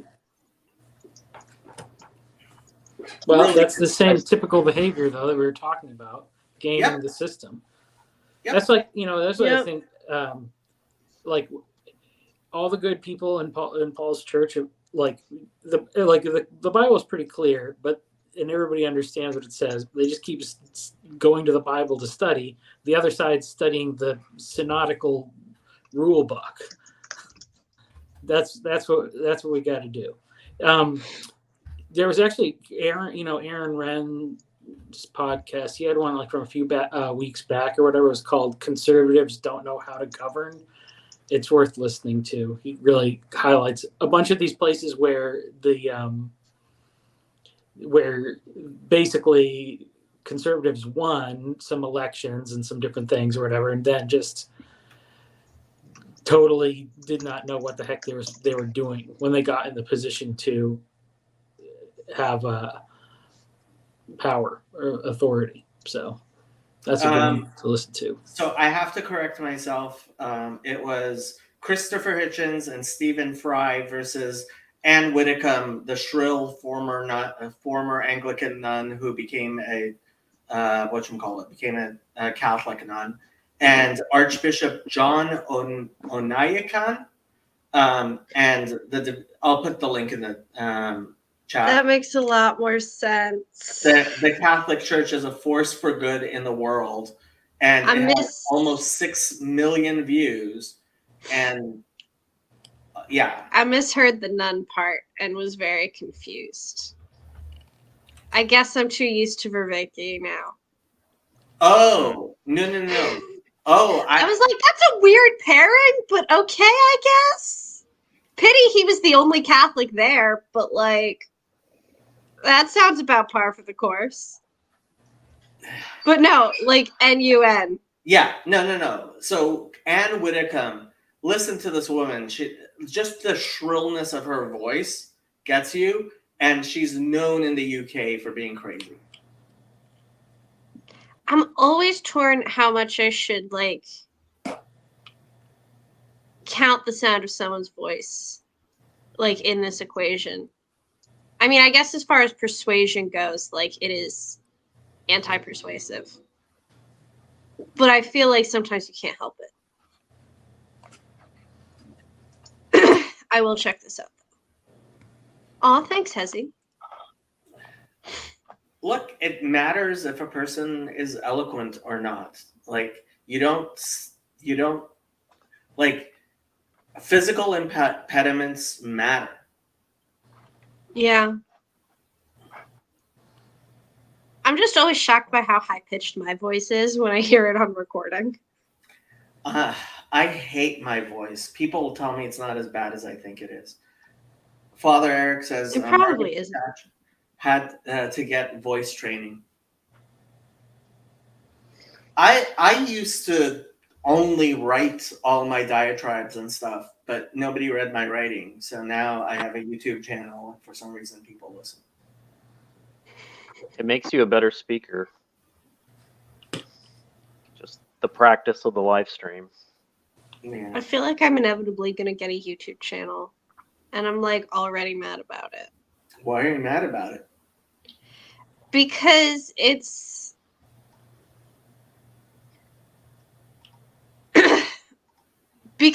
mostly because I feel it looming inevitably, and that annoys me. But also because I feel like I'll make a YouTube channel because I have like a way outsized opinion of how interesting the stuff I want to say is. Just a new blog. No, actually, Yeah. no, Emma, you have a grounding in the classics. There's a reason why your randos conversation was more interesting than the average one. A classical education actually does matter. It really does. Mm. I think All you right. should do it. Do it. I gotta go. See you at quarter. Bye. Yeah, Jonathan. Hezzy is demanding Torah, Matt. For me? Yes, teach us some Torah, Matt. And I think Yosef saw it. We were arguing about whether God creates evil, is the author of evil, and we were discussing how Sephariah translations have it, with I don't want to get it off God topic, literally but Oh, yeah. says, "I create evil." That's yeah. Isaiah 45:7. yeah. It says I create woe, which I like No. woe. It says no. But The word is ra, and yeah, that is literally the exact same word used in Genesis for the tree of the knowledge of good and evil. So whatever word you use there, it's the same one. yeah. And when And, you and read all these Anglo-Christian translations are trying to get away from that by just talking about calamity. Nobody sees Christian it, but it's there. translations lie to you. You're right. Yeah. Back to There you go. There you go, Hezi. Next year in Jerusalem, you can teach me Torah. Yeah, I would like to learn Hebrew. Are you coming, Matt? I really want to, but I don't see momentum. I want to know what I'm why I'm buying a ticket, other than all the amazing food and tea and stuff I'm going to have over there. So That could be reason enough, but honestly, so this goes down to like me bugging Mo, but once the foundation is actually set up, which there apparently is work. See, part of it is me staying away from the foundation because I don't want it to be Jacob's foundation. So like they're having meetings, which I am not involved in. I think But- that's so silly, by the way. What? It's still Jacob's foundation. No, it can't be. It can't be. Like there are too many people who need to have their say, and like I don't want it. It's not. It has to be something much bigger than me. It has to be. If it's and I told Mo the first time I spoke to him, I said, this is going to be successful to the degree it's not Jacob's foundation. But once it gets set up, I am going to make a hard sell for people to send donations. And depending on how much money we're able to muster up, then I want us to actually sponsor a lot of the people who have channels, like possibly Michael, although him and three kids and his wife, flying all of them to Israel might be a little difficult. But I want people like Michael and Sevilla, and because so on Shabbat, at the very least, we're not going to have microphones. So no microphones on Shabbat, right? And on Shabbat, there's going to be people at tables, and its vast majority of it is going to be Kiddush, because that's what a lot of Shabbat is. Friday night, hope if people want to come to services at the Kotel at the Western Wall, that's up to them. But I was thinking Friday night, a nice big Kiddush, and you need to have people who are there for the randos. And I would like to see at least a 1-50 ratio, hopefully closer to 1-20 ratio of people who are very involved in this little corner. And like that's how much that costs, and making that happen. Like if we're seriously going to make that happen, fly people in, then that's going to take a lot of money. But to put that in context, we had some 200 people at Chino, and every single one of them spent at least $1,000. Well, at least $1,000 was spent on them. Some people got free airplane tickets. But even Tayo, who got a free airplane ticket, I mean, it was pretty expensive, right? So that conference cost us a good $200,000. People don't think about that number. $200,000 is a lot of money. And I'm telling you, that's lowballing it, because the facilities, the audio equipment, like 200,000 is actually a very low amount for the actual budget of what was actually spent on Chino. And I want to see accountability, and I want to see efficiency, and I want to see things working really well for Jerusalem. And that's why I am going to see, we need to hopefully, if it depends if people donate. And there are people who, I'm not talking about people donating a little bit, which is very nice, but there are people who have the money to make serious donations to make the Jerusalem conference something. Let me put it this way. I want people who are going to take the tax deduction on their income tax, and it's actually going to matter for them to be making these donations, right? Not the people who, right? That's who needs to be making these donations. People who want the tax deduction.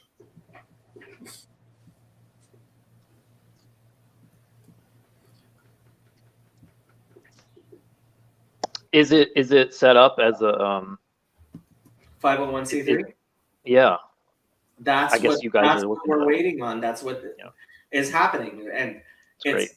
actually Smart. having an organization with an actual board of directors, so that people know, okay, the people, I hopefully by now know Mo a little bit better, but it's not just about whether or not you trust Mo, but we also have a board of directors that is going to be over Mo once it gets announced. Appears Father Eric's going to be on the board, and like I don't know Oh, wow. what the board's exactly going to look like, but hopefully it'll be representative enough, and that people will feel secure in supporting this organization. Are there members or affiliations of the Vervaeke Foundation part of the? The Vervaeke Foundation is completely separate. No, this is bringing in big money comes with, it always does. But you know what? That's why we need a board, and that's why we need a yearly. You're going? Sorry. Okay. I thought you were waving goodbye, Tayo. Oh, sorry. Okay. So, what was I saying about the board? Strings attached. Strings attached. Yeah, there are going to be strings attached, but that's why you have a board, and you actually care about the board. I mean, if you've been paying attention to what happened with Veritas and what's the name of that guy? Whatever his name is, like that. There's a reason why people were not paying attention to who's on the board, and you need to pay attention to structure. You need to pay attention to who's actually on the board of directors.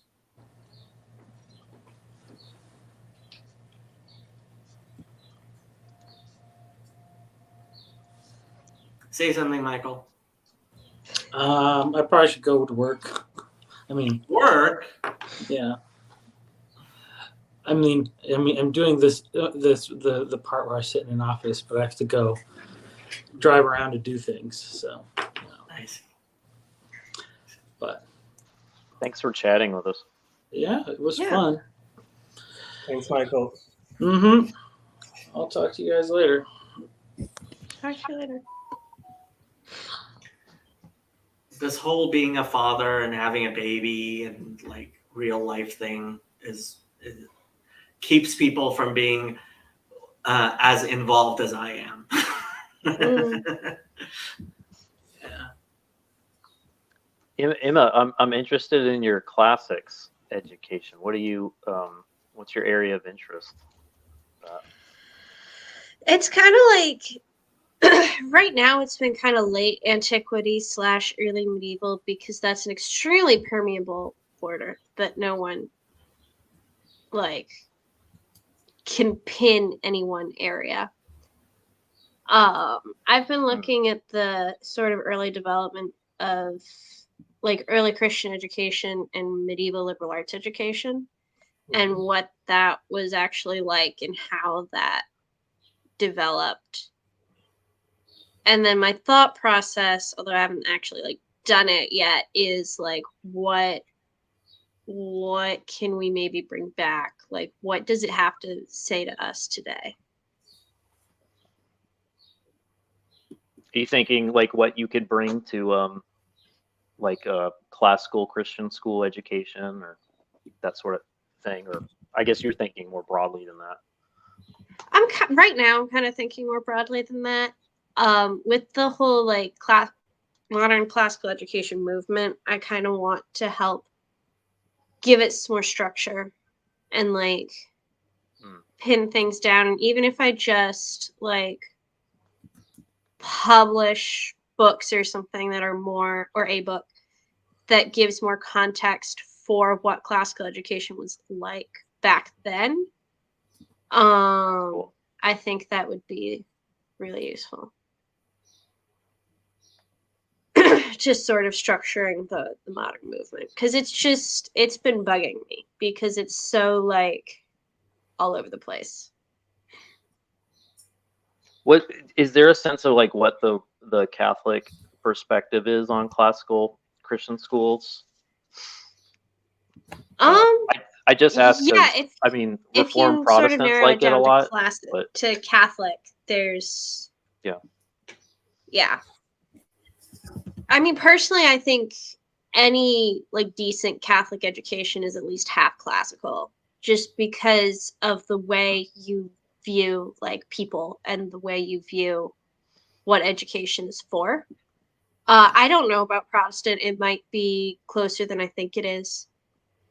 I just don't know. I'm not really familiar with Protestant education. Yeah, Lucky it's you. like it's only Reformed people that get really excited about it. But I think, I mean, as a denomination, but a lot of people just kind of sporadically adopt it and like it. I think across other. Yeah, I mean, my like partner in crime in this whole endeavor and interest, she actually just this Monday got her classics PhD. She's Presbyterian, so that makes sense. Yeah. But that's cool.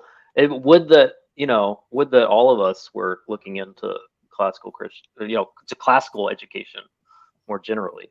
I mean, talk about a hierarchy. I mean, there's a lot of, what we would call science today of how to teach kids depending on their age range and what they're best at different ages. Mm-hmm. Yeah, I mean, the like classic Dorothy Sayers speech about the 3 stages of learning is a little bit of a pet peeve of mine, but oh, interesting. Just because she meant it as like a vague thought and experiment, and then some people took it as a manual for how to start a school.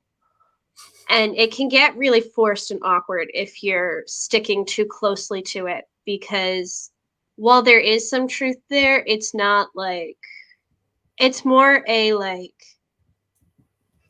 this is the order things have to happen in at whatever age, not like kids from this age to this age are suited for this, and then every kid ages out of this stage at this age. And it's more fluid than some people make it when they're taking lost tools of learning and like building a whole school around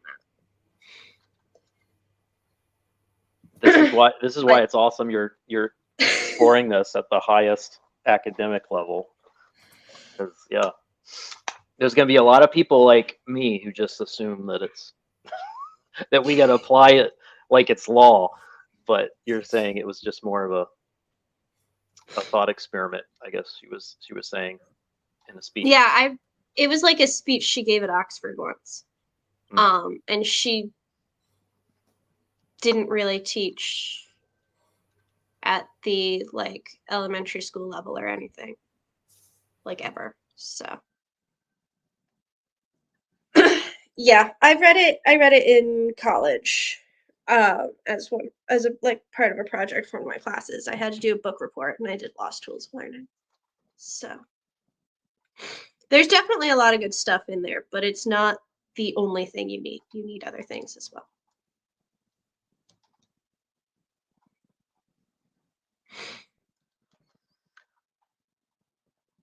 It makes me wonder, well, Jacob's muted, but I'm wondering how like Shul goes with elementary age kids, if they're just memorizing, and then middle school, are they learning to ask questions, and then in high school they're learning to provide thoughtful answers, that sort of thing. There's a Mishnah in Avot which says, I should remember this, but Hazim probably knows which Mishnah I'm talking about.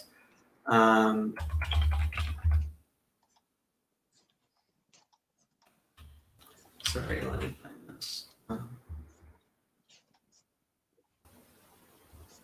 Which gives like basic ages for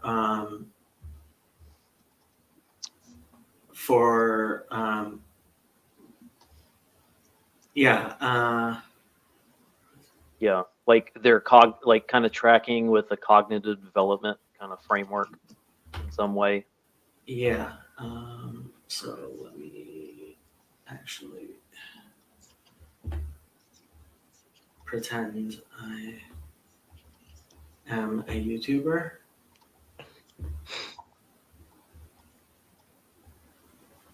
So this is the Mishnah Avot in 5:21, and by the way, if you haven't been watching, Ben and Chazi started a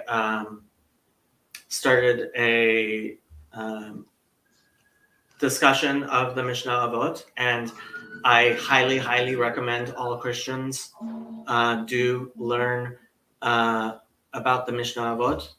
But he used to say at 5 years of age, the study of Scripture; at 10, the study of Mishnah; at 13, subject to the commandments; at 15, the study of Talmud; at 18, the bridal canopy; at 20, for pursuit of livelihood; at 30, the peak of strength; at 40, wisdom; at 50, able to give counsel; at 60, old age; at 70, fullness of years; at 80, the age of strength; at 90, a bent body; at 100, as good as dead and gone completely out of the world. Because this is a Mishnah in Avot, so Chezi gave me the thing. I could have just waited as opposed to actually finding it. So well, that's going with it. That's Torah and then Mishnah. I mean, so that's like understand, like it absorbing and then a guided comprehension of what you've absorbed at a later age. Just to explain, so at 5 it says Mikra, which is just learning the Bible, right? So learning to read the Bible. Mishnah is actually like, while there is some discussion in the Mishnah, there's actually a lot of discussion in the Mishnah comparatively, but it's actually just a broad understanding of the outlines of things. And Talmud is when you get into actually like, okay, asking questions and things like that. That was like at 15 or something, it said, didn't it? Yeah. So And- that sounds like a classical Christian education, classical education. And the fact is, I mean, it really depends. If a student is much brighter, like a lot of schools still to this day don't have, especially the more traditional schools, don't have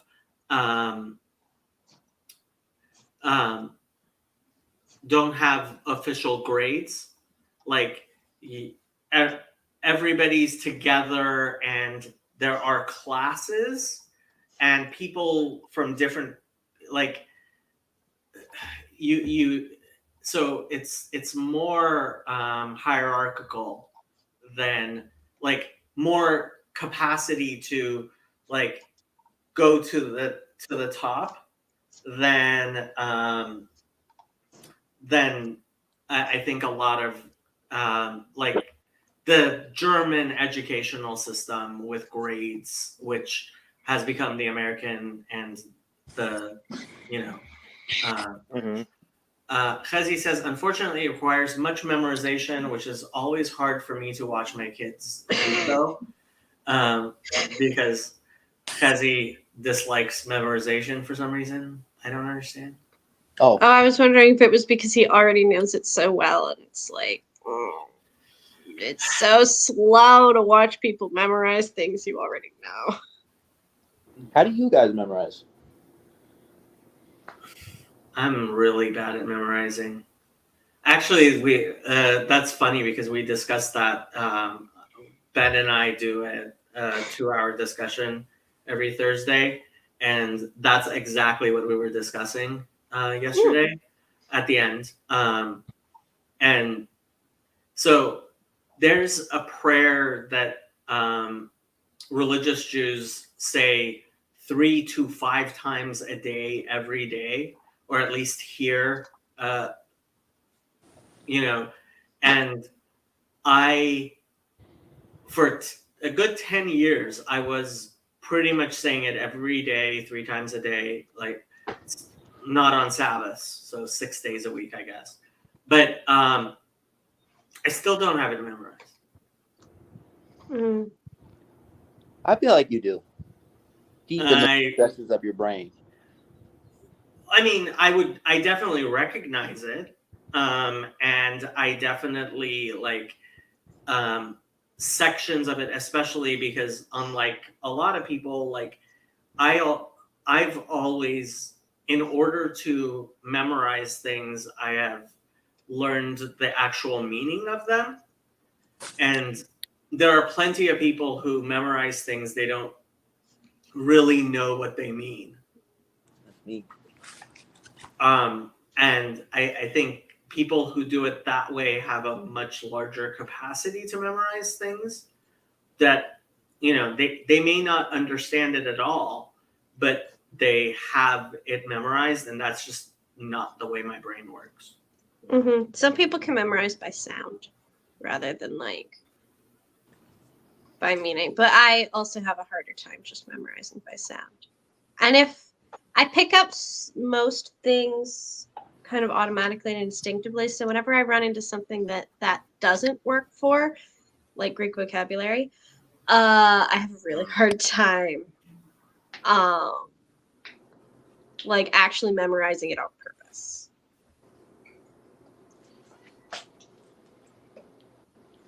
Yeah, I don't know if I'm weird for this, but how I would memorize at school is I just like repeat it like in chants. So I'd be in like my living room and I'd be going like, what's a good way?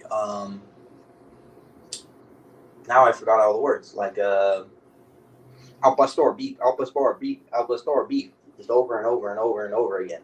And I'd start making like songs with it, and I'd sound like my parents would be really scared of me, but it'd be the only way it'd work. Like I'd start like beatboxing back and forth. Yeah.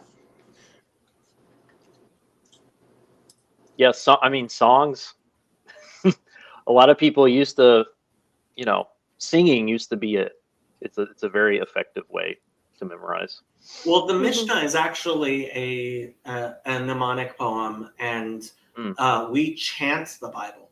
So yeah, I was kind of alluding to that. Yeah, Yeah. It's a great way. Yeah, and when you have like all the rhyming and stuff in the Hebrew, like it's not rhyming, it's alliteration, but in Hebrew poetry, but like there's a reason why it's easier for me to have like Bible verses in my mind, like in Hebrew, than in English. I think the Bible is easier to memorize in Hebrew. Not that I have it anywhere close to memorized, but one of the things we were talking about on my Discord is there are plenty of people who have at least the Torah, the 5 books of Moses, completely memorized. What's the point of that? It's not even something I don't even think they may, like, a lot of them did it on purpose. It's just when you read, and many Orthodox Jews read the weekly portion 3 times a week, or if not more, for your entire life. By the time you're like 30 or 40, yeah, you're going to have it memorized. Well, and having something memorized is a completely different relationship from knowing it by reading it. This is something like classical education circles have been talking about a lot lately with poetry. Like memorizing a poem makes it part of you in a way that just having read it does not.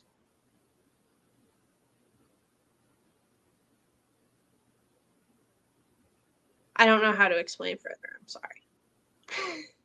I mean, you're probably right, because I don't know how you guys study, but I would usually do it the day before the test. I would get home, and then I would just like blast my brain for 4 hours, just repeating over and over and over and over again. And then I'd And then do it disappears as soon as you Yep, finish the I test. literally forget it the next day. Yeah, So, it's pump and dump. pump and dump. That's how you get through. Well, that's what the school. Yeah, I mean, if the school's built that way to reward that, it would only be smart to do that. Like it just the cost of actually understanding what you're being taught when it's not being asked that you understand it, just that you can regurgitate, just doesn't make sense. Yeah, this is something I really hate about the supposed classes that I'm taking right now for my master's degree. Is What are you getting a master's in, by the way? social work. Okay, Yeah, Oh, nice. the wokeness is just killing me. What are you taking? I bet. What? What classes are you taking? This is the textbook for one of my classes. Can you read? Diversity, oppression, and change. Oh my gosh. Yeah, that's rough. So the question is, why are you Culturally putting grounded yourself? social work. Why are you putting yourself through this? And MSW is the quickest way to be a licensed psychotherapist. Gotcha. Well, I mean, you could also become an MFT, which a lot of people do, which is marital family therapist. But an MFT is only allowed to do marital and family therapy, whereas a licensed clinical social worker can provide any sort of psychotherapy. So why is that like a shorter degree than a PhD in psychology? master's in clinical mental health counseling? I'm not sure a master's in clinical, like, I'm not sure.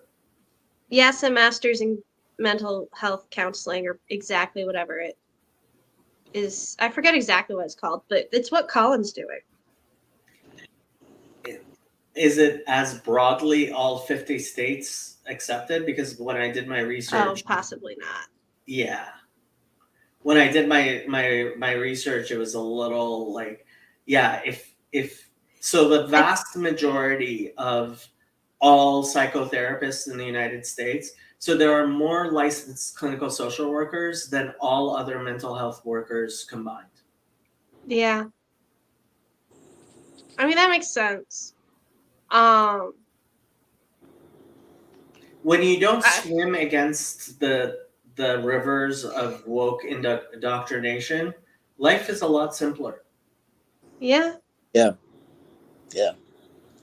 And so I have been I've been doing the opposite of what I did in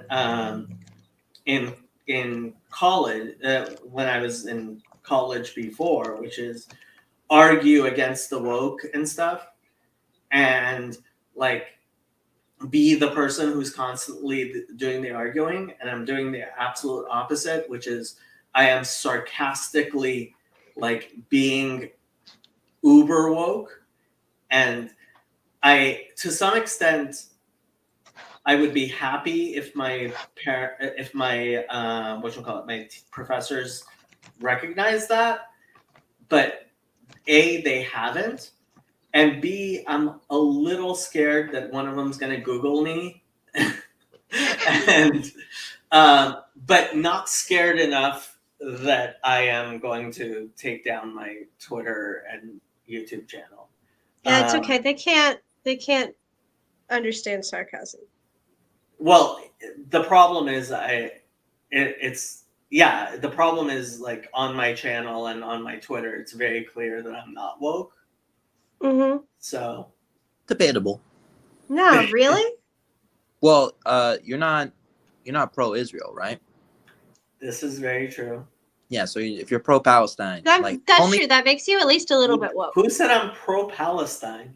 if you're not pro-Israel, Then you're considered pro-Palestine. pro-Palestine. Then you're pro-Palestine. Yeah. So just show that. Just like as soon as they check your account, just tweet a bunch of things against Israel, and then you'll be good. They won't scroll that far. Oh, no, they probably will scroll that far. Well, no, I mean, it's like, when do I know when they're going to check my account? Yeah, that's true. Mm-hmm. Just stay off Twitter. No one will find us on YouTube, but they can't scrub all this stuff. But Can't Twitter, scrub. they can scrub. I am on Twitter, and Way too much. yeah, actually way too much. And when it comes down to it, I'm not.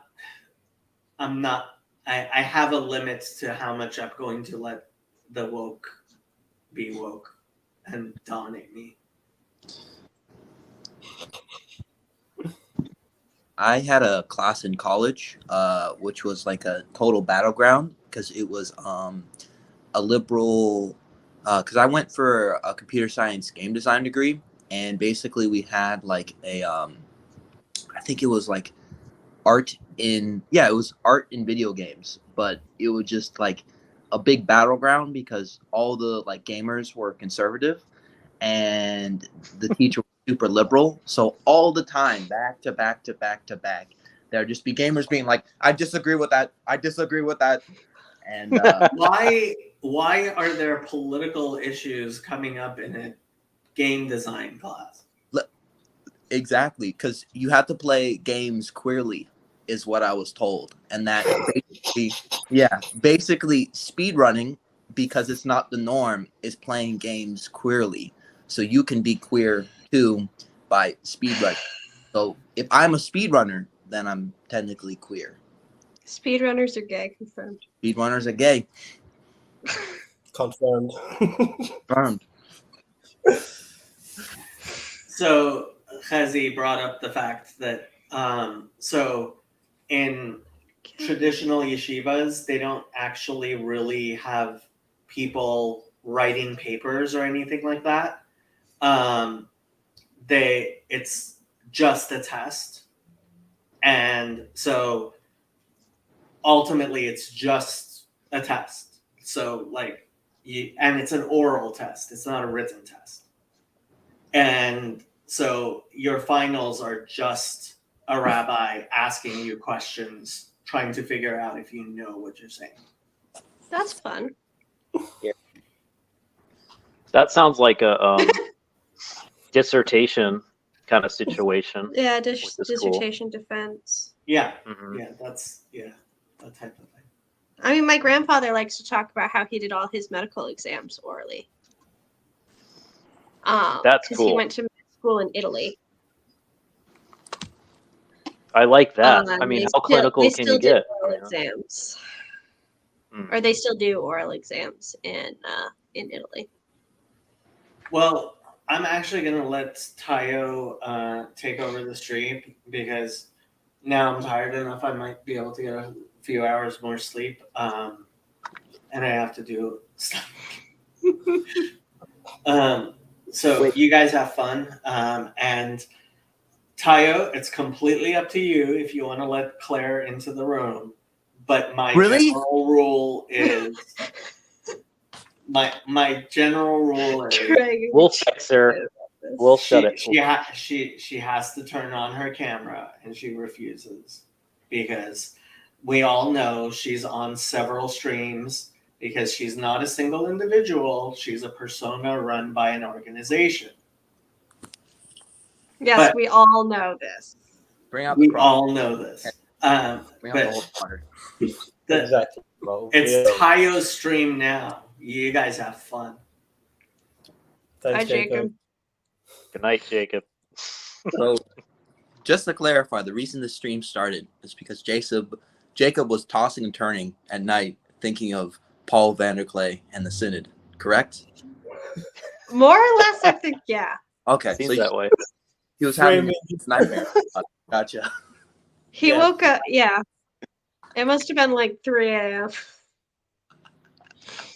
for him. Oh my gosh. Living in his mind, rent free. No kidding. Yeah. Wow. Tayo, what do you are you going into ministry? Did you say that at an earlier point? Is that your plan? Oh God, no. Okay, yeah. Oh yeah, definitely not. No, no. I'm still still stumbling my way through the faith. So the idea of being in ministry just sounds like the worst thing ever, especially in this climate. Mm. How was What it? about? I was just gonna ask. I saw that video of you on that Muslim guy's channel. What made you do that? Oh, it's actually a good question. It's coming back from Chino. I had some clear of things I wanted to bring back to my local context, and one of them is the way conversation and discussions was conducted at the conference. I thought would be a good spirit to bring back to Speaker's Corner, which is a space in London that just offers free speech. You can say whatever you want, basically. You went and to Speaker's lot of- Corner after Chino? That's incredible. Yeah. That's based. And yeah, so that's what led me to Speaker's Corner. It was actually Wow. Claire who's been sending me videos of Khalid, and she said I was going there to speak to Claire because I wanted to meet her in person and have a conversation with her in person. But she wasn't there, and she said that Khalid might be there, that I should speak to him, and that's how I met him and had a conversation with him. So yeah, that's how that came about. You were gonna talk to Claire at Speaker's Corner? Wow. Yeah. Tayo, you are a very interesting person. Like Yeah, you just said, how can I turn this whole thing to 11? Yeah, I like Jacob's rule of if you don't have a camera, don't come on stream. I think is justified by that's a good rule. But at the same time, I see Estuary, this little corner, and its affiliates as a place for crazies. And if we're gonna, yeah, if we're gonna have conversation with crazy people, let's see how crazy we can get. But it's also I do that with Jacob's cautions ringing in the back of my mind, so I'm not being foolish in my interactions with her, but also I'm not going to stop any interaction. Has Grim talked to Claire? I believe so. Oh, I He gotta was watch. on her channel or something, or they live streamed together. Oh my gosh, that's like Yeah, a birthday present. That's so sick. I know. Now they just snipe at each other on Twitter, but yeah. Emma, are you familiar with Claire Cole and Yeah, a little bit. At one point, maybe like a couple months ago, she sort of became more like started showing up again, or I just became aware of her. So I went on like a little bit of an archives exploration of like, okay, what's going on here? And I'm still not entirely sure what's going on here, but I'm not as confused as I was before it. So I guess success. okay, what frame what were you able to get from your deep dive?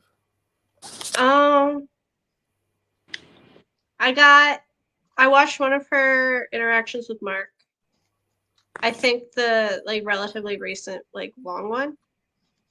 I saw some stuff Jacob said about her because everybody kept talking about what Jacob says about her. And I might have seen the Grizz interaction. I don't remember. Oh, and also that's right. She turned up on a Vanderclay stream, and that's like how she first entered my, I don't know, relevance realization. Oh my gosh. Wild. I need a. And now I'm on Jacob's ladder, so every so often I'll dip in and see what she has to say there. Yeah, I get so much content sent to me by Claire that I can't keep up. How did you Oh become? Yeah, I man, bet. she's in your DMs. She found me on Facebook. I've not accepted the Facebook request, but that's how that's Oh how much I'm man. in a Claire, what are you up to? What are you doing Good question. in this man's DMs?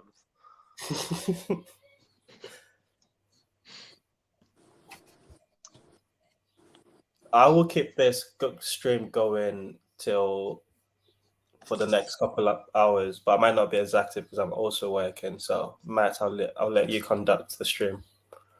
But if anyone needs adding in, just I can pop them up.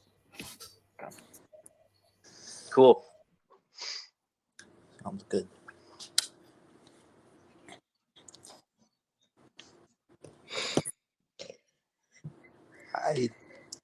I do wonder what drives. Do you like? What are your odds that Claire Ka is big ops? I think don't they're buy it. I non-zero, don't but know. I'm not convinced. Yeah. Not zero. Yeah. Yeah. I would believe more that she is a Russian bot than an actual person. She could How be did the AI. Russian bot get a human face? Which is why I would like to meet her in person at Speaker's Corner. Confirm whether she's Be flesh or rad. not. Claire, why don't you come to Speaker's Corner? I feel Claire can't go out in public without getting. She's too funny to be a bot. Sorry. Just imagine if we had access to this bot technology.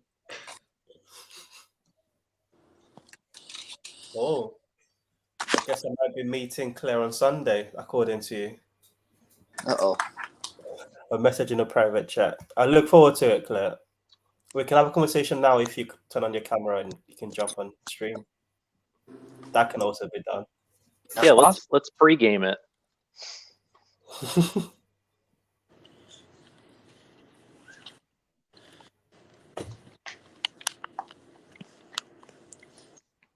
Oh, okay. Yeah, that scares me more. Not my camera's broken and not everything like that. You already know it's me. Claire, you look great. You look fine. You don't have to. Don't worry about how you look on camera. Just come on.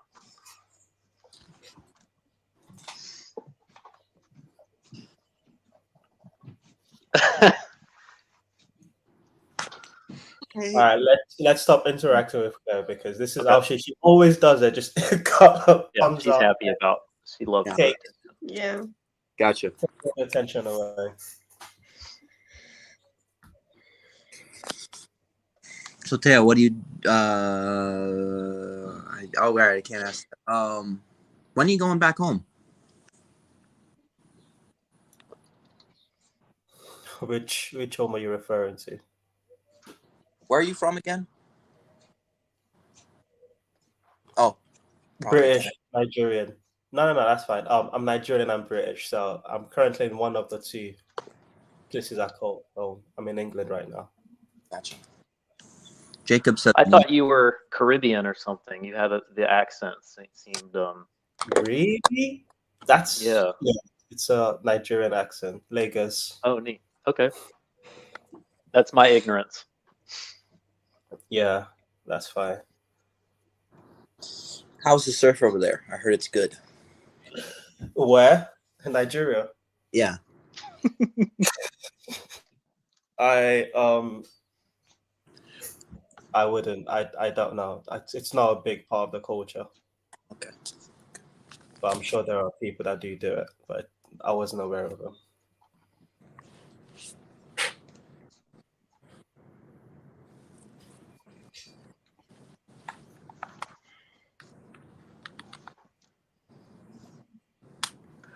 Trey, what's your story? What brings you around here? Woo-wee. Other than I love- Claire. Basically, I grew up in a secular family. I became a Jehovah's Witness at 16. The person who brought me in was a big Jordan Peterson fan. I didn't like Jordan Peterson because because of his political takes. And then I left being a Jehovah's Witness like 3 months ago. And I was like, I got to get my life sorted. So I started watching Jordan Peterson and I stumbled upon Paul. It's sort of my life. Wow. What kickstarted the thinking about moving away from JW? JWs? Ooh. I think there was like a few things, but do you know Dr. K? Not familiar. Is he the like healthy gamer? Yeah, Healthy Gamer. Yeah. He had a thing on Joe's Witnesses and how they were a cult. And I think that's like, I'd been sort of ignoring that, but like seeing it from someone I sort of admired kind of was like, oh, it's tough. And then Are your parents religious? they're not religious. How did they take the 16-year-old teenage boy deciding to be a JW? Going into a cult. They were scared, of course, because I didn't do any of the holidays or anything like that. So, weren't really comfortable with that, but they were like mostly accepting. So, yeah.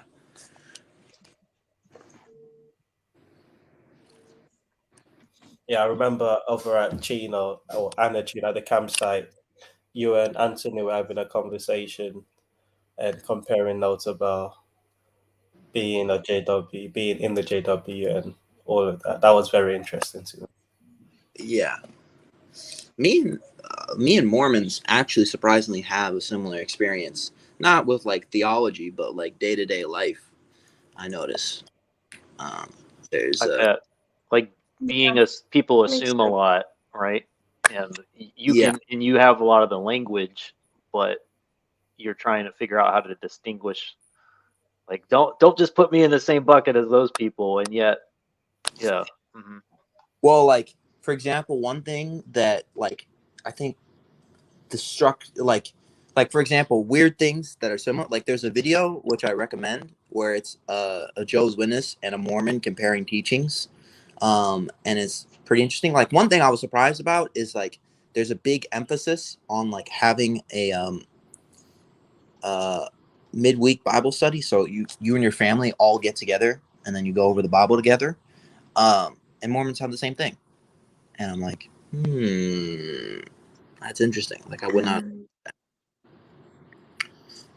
So It sounds like America's early, because both of them come out of like 19th century yeah, revival stuff, right? And I wouldn't be surprised if that was like a big deal across all kinds of groups back then.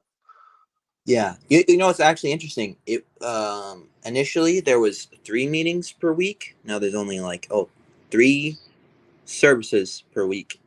But now there's only 2. So the one they dropped, they made it a personal sort of thing. But before that, you'd go over to somebody's house and then study the Bible with all of them. And then in the middle of the week, you go to church as well as on Sunday. Oh yeah.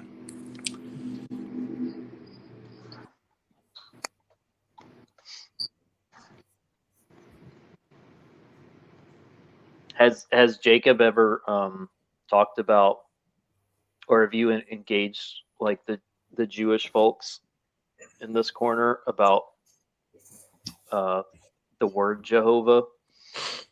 I mean, Is that something you looked at? I mean, I've heard the argument that you shouldn't say it, so I usually don't say it around Jacob and everything like that. I know that Jehovah is a Latinization of it, but from what I understand, is like no one really knows. Like, isn't Yahweh a good guess? But it isn't the guess of all guesses, right? That's kind of what I've heard too, because Hebrew didn't write vowels for a long time. Yeah.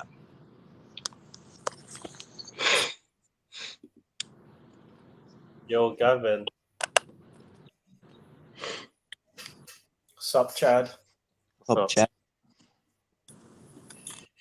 Oh, is that the alcoholic, Chad? Yeah. Is that his alt? Oh no, we doxed your alt, Chad. That's his new channel. How new is it? Well, Oh yeah, he introduces himself by name on the channel, so.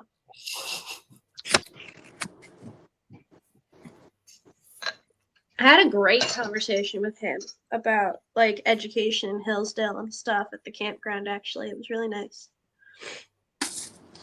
Hillsdale. Yeah, it's where I came from. Oh, neat! Wow, that's your undergrad. Yeah. Cool. oh, Yeah, people tend to have strong feelings about it, but. Well, I've never heard of it, so I have no feelings about it. So. Wow, nice. I liked it a lot. It was a very small, like, liberal arts school.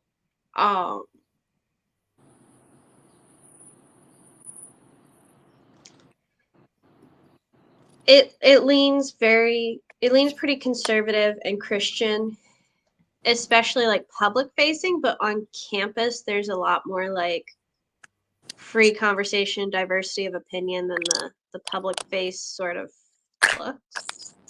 Oh, really? You don't get very many actual liberals. You mostly get a range from conservative to libertarian.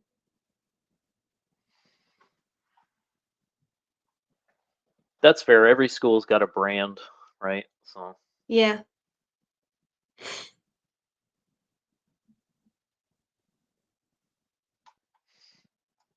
Yeah, it's also quietly becoming more and more Catholic, honestly. Oh, interesting. Because Catholics keep wow. showing up to work there. Yeah, And they'd so, like that hierarchical kind of understanding, right? That. Yeah. Well, and framework. they really are into the like classical liberal arts tradition, which really means the medieval liberal arts tradition. True. So we're just quietly taking over most of the humanities departments. Hillsdale. Right now. That's funny. Yeah, right now. Are you guys? Is Notre Dame fallen? Are you abandoning Notre Dame? Is it over? Notre Dame has not been held up as an example of a good Catholic college in my experience since before they gave Obama an honorary degree. And that was like the nail in the like that's it. Fair enough. I remember my parents being like really mad about that. I'm loving the Chino memes, Chad. I don't know if you're out of them yet, but they're fantastic. I've been driving my husband crazy because they get stuck in my head. And I just walk around repeating catchy songs based on Chino conference stuff. I would like an audio reading of your Substacks because some of them are fantastic. The ones that I've read are fantastic.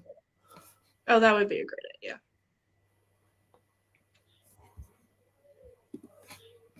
Honestly, a channel dedicated to like audiobooks of people's Substacks wouldn't be a bad idea. That's not a bad idea at all. Mhm.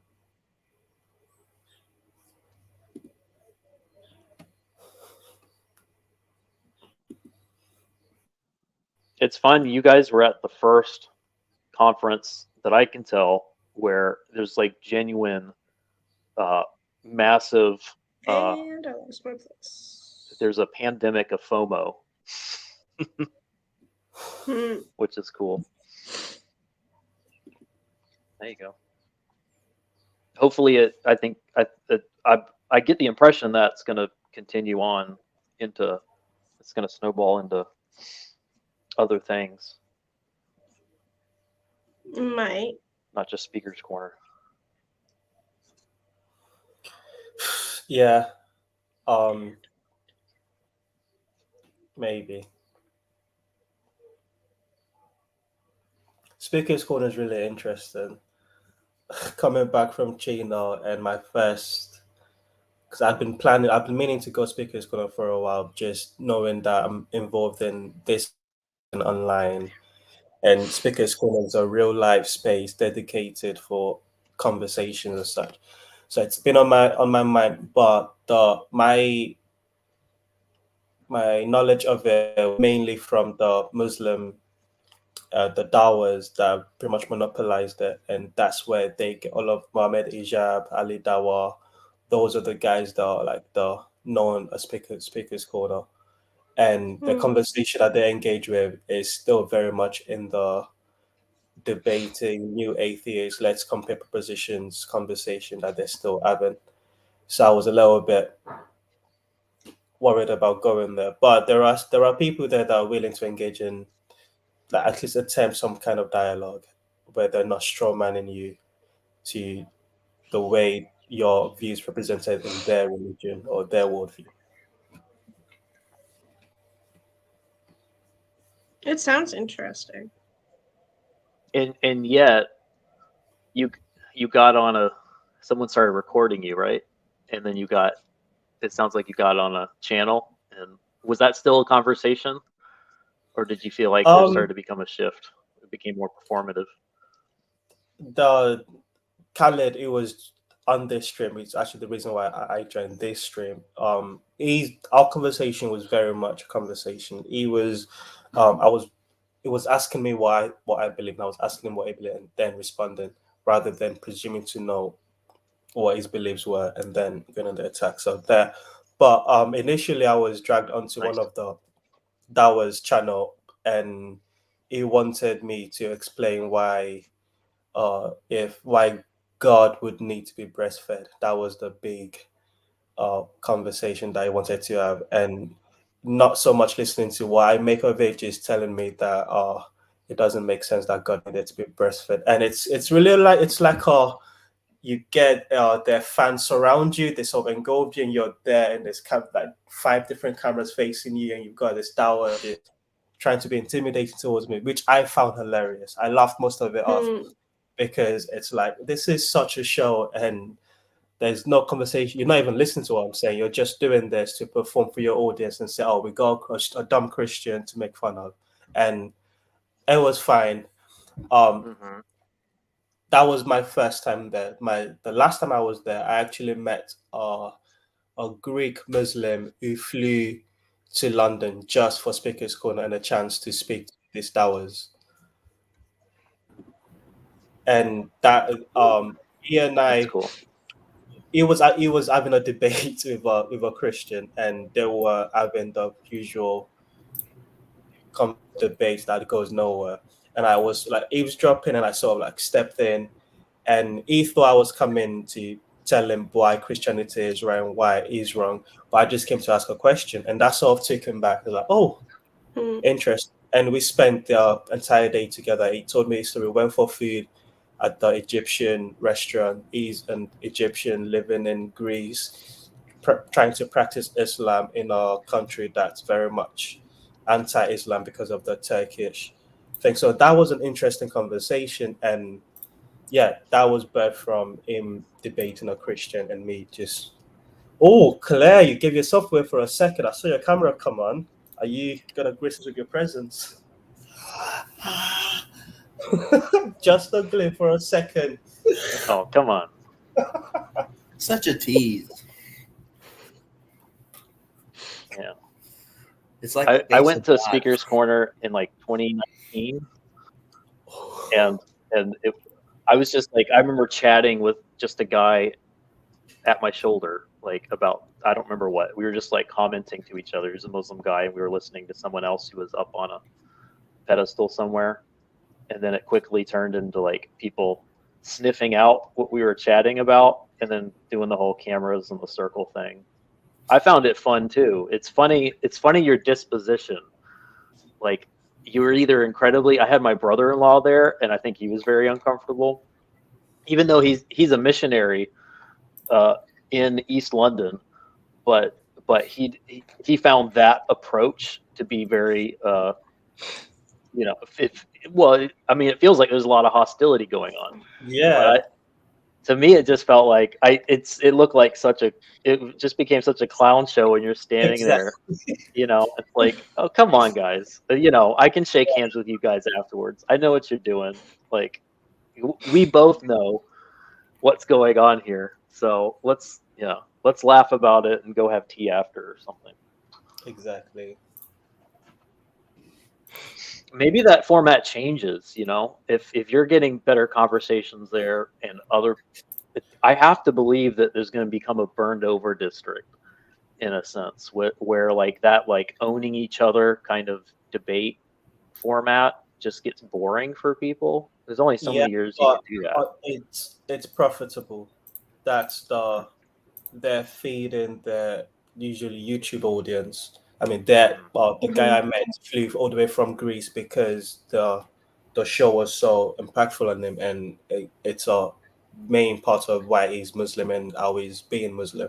So they are having like genuine impact with using that tactic. But they're not having conversations. That's the issue. The ones that do want to engage in conversation, they have to abandon that tactic, and they know that. But conversation is not profitable for their YouTube channels. Yeah. It's like the Jay Dyer, I think, does something kind of similar. In the Orthodox world. Yeah. Anyway, I gotta go. I have work in the afternoon, and I haven't like lesson planned for it. So this has been great. I'll talk to you all later. Yeah. See ya. Cool. So you ate dinner. You ate food with this guy after. Yeah. We went to basically his phone was dead. He's flown from Greece. His parents are worried, and he didn't have a place to charge his phone and didn't know his way around. So I was like, okay, I will we went to a Pretz, which is like a Costa coffee shop, and we sat down, got food, got a drink, and the plugs weren't working. So it was like, okay. And then he went for a prayer. And then he found me again. I was like, oh, I still can't find a charger. Plus, okay, let's just go to a restaurant. We'll sit down, have some food. You can charge your phone there. And he was wise enough to say, let's go to Edgware Road, which has a lot of Arab restaurants on it. And he's Arab. So that would be easier find. And yeah, we went for food. I good conversation. He spoke to his mom. His mom was crying when he finally called her because she's been so worried, obviously. And yeah, it was I met this guy and he's been looking after me. So it was and now I'm potentially Wow. going to be going to Greece to visit him and end of the month because the tickets are so cheap. So yeah, friendships just That's cool. It's so cool. I'm jealous. yeah. I found out so much about Greece through him, and yeah. Do you think like there seems to me like there's a layer where like it can be combative to Western, more Anglo types to see that sort of public debate format or just even public conversation like that's that raw. But I get the impression like Mediterranean cultures, you know, and Arab cultures, it's not a Muslim thing. It's like it's a latitude thing.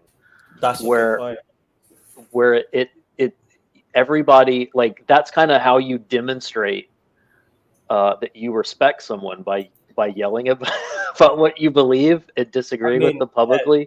Like we are two men, we're gonna both say it with our chests, and then we're gonna go have lunch after, and that's like that's actually it's a sign of a cultural health thing that they're doing, rather than it's not like, oh no, these people are yelling publicly in a park like society is collapsing. It's like from their perspective, it's like, no, this is like we talk. You know, this is how we do. If something's important to us, I'm gonna be loud about it, and I expect you to be loud about what you think is important, and watch me agree or disagree. And if we get through that ritual together, like we can be friends. Like I really like that. I think I don't know. that's- Is that your sense of it too? Or Now that I think you make a good point, I didn't think of that, but that is true. Mediterranean cultures, African cultures, there's I mean, when I was first discovered this little corner, and I've been like a weird spiritual existential moment. My friend and I, I was living with at the time. We would have this arguments that would make other people in the house. One of our housemates said she was gonna call the police. She came to the door like, "What's going on?" And we were just having a discussion that to us was very normal, but because we got so heated, so loud, so passionate, it's like, oh, this is this is a level of aggression that could get violence. But no, it was just having a conversation. So yeah, there is that to it. But I do think it not even in just the loudness of it, in the way the conversation is conducted, where it's more trying to dunk on someone. I think that part is for the algo. That's what algo feeds on, and they're just trying to feed the beast. that's fair. You think the Yeah. Synod is a little like that, like a little drama-y? I kind of feel like it's a little drama-y. It's just a bit.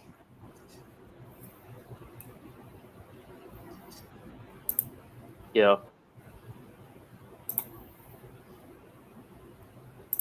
I went to my first amateur pro wrestling tournament a week ago with a buddy, and I'd never been before, and it felt like Speaker's Corner in a way. Not because Speaker's Corner is fake or pro wrestling's real, but it's like both and.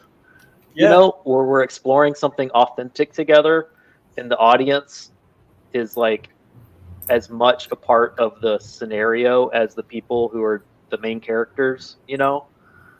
And but there's a smile behind every kind of pushback. And it's easier to see that when you're in person, I think. You can tell Yes. we're saying things, but where there's a little wink a little bit, where it's like, I don't mean this, like I'm not actually trying to hurt you right now. I'm pulling punches. I'm trying to make it look like a real effective punch for the audience, but the audience knows this is a safe fight. They know I'm pulling punch, like on a certain level, but it's still genuine in a way. It's like we're all being false together to explore something genuine. We're like, which is more like mystical. I don't know. It's like a metaphysical. These people are pretending to fight, but really they're just trying to figure out if they can be friends. Like, I feel like that's what's going on, and usually they can be, But Yeah, there's definitely that. I mean, I use the exact same. When the first day I was there, I met a Christian girl and a young Muslim guy. Is that you saying you're ready to come on, Claire? Oh gosh. Let's see. come how on this- up. Your hair looks great. Oh, there we go. Hi, Claire. Hello. Oh, Bad hair day. Thank you. Understandable. I thought I'd do this for the first time. Yeah, I feel more confident now. We ladies, we don't think sometimes our hair's at our best. So, what was Emma saying about me? It's all so mysterious. What I'm saying is never actually mentioned. It's something evil and dark and beneath the surface, and I never actually said like, well, she promotes this thing and we don't agree with it because, and she's wrong because whatever. It's all, we can't talk about it. We must never talk about it. And so it's not. nobody knows, and It's not that mysterious. Hmm? I asked her the question of what she made of you, and she said she did a dip dive. I think her exact answer was that it's the chances of you being all of this spooky thing is not zero, but also she's not that worried about it, which that's where I stand. Well, But let's talk about Speaker's Corner. You're a Speaker's Corner alumni. What's your experience of it? Well, it's fun. It's like a cocktail party without the small talk. So you can just sort of jump in there and talk and say what's on your mind immediately without, pretending to ask about people's health and their mother or their father and all that. So it's great. I mean, I guess if you bring your own cocktails, it'll, be even better. But yeah, I prefer the How winter. long have you been going to Speaker's Corner? Pardon? How long have you been going to Speaker's? Well, over the years, I guess I'm not a regular, but I guess people kind of recognize me when I go. It's sort of I go in spate, so I keep going, and then I don't go for ages, and I go back again. So I guess I'm kind of known. The Muslims sort of know my idea. They have engaged with me. I have been on their YouTube channels, and so yeah, I guess they kind of know me. And I know a few, other people. There's this feminist guy, right? Well, the anti-feminist guy, the little guy called. I don't think I've encountered him. Well, I mean, I tell him it's like, it's about feminism. Why don't you make the captions,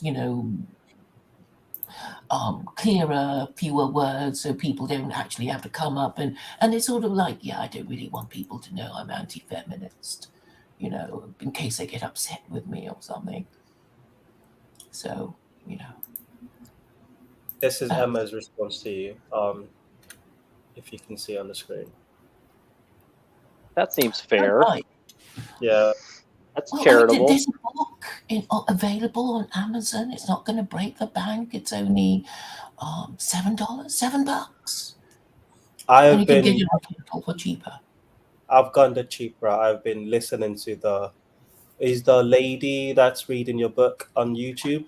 Yes, Carol, who is Peacock Club 786. That's the one. Yeah, I've been listening to her reading. Yeah, and she reads it well, with commentary, the pauses when she gets to a bit she doesn't quite agree with, So, yeah, I think she brings it to life more than you'll find a few typos, but I couldn't do it anymore. I couldn't read it again for the 8th time, so I just went publish. So I'm subscribing.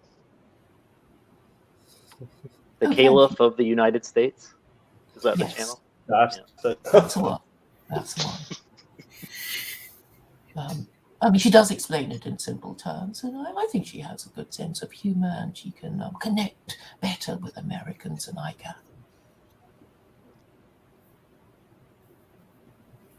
So, what was this thing with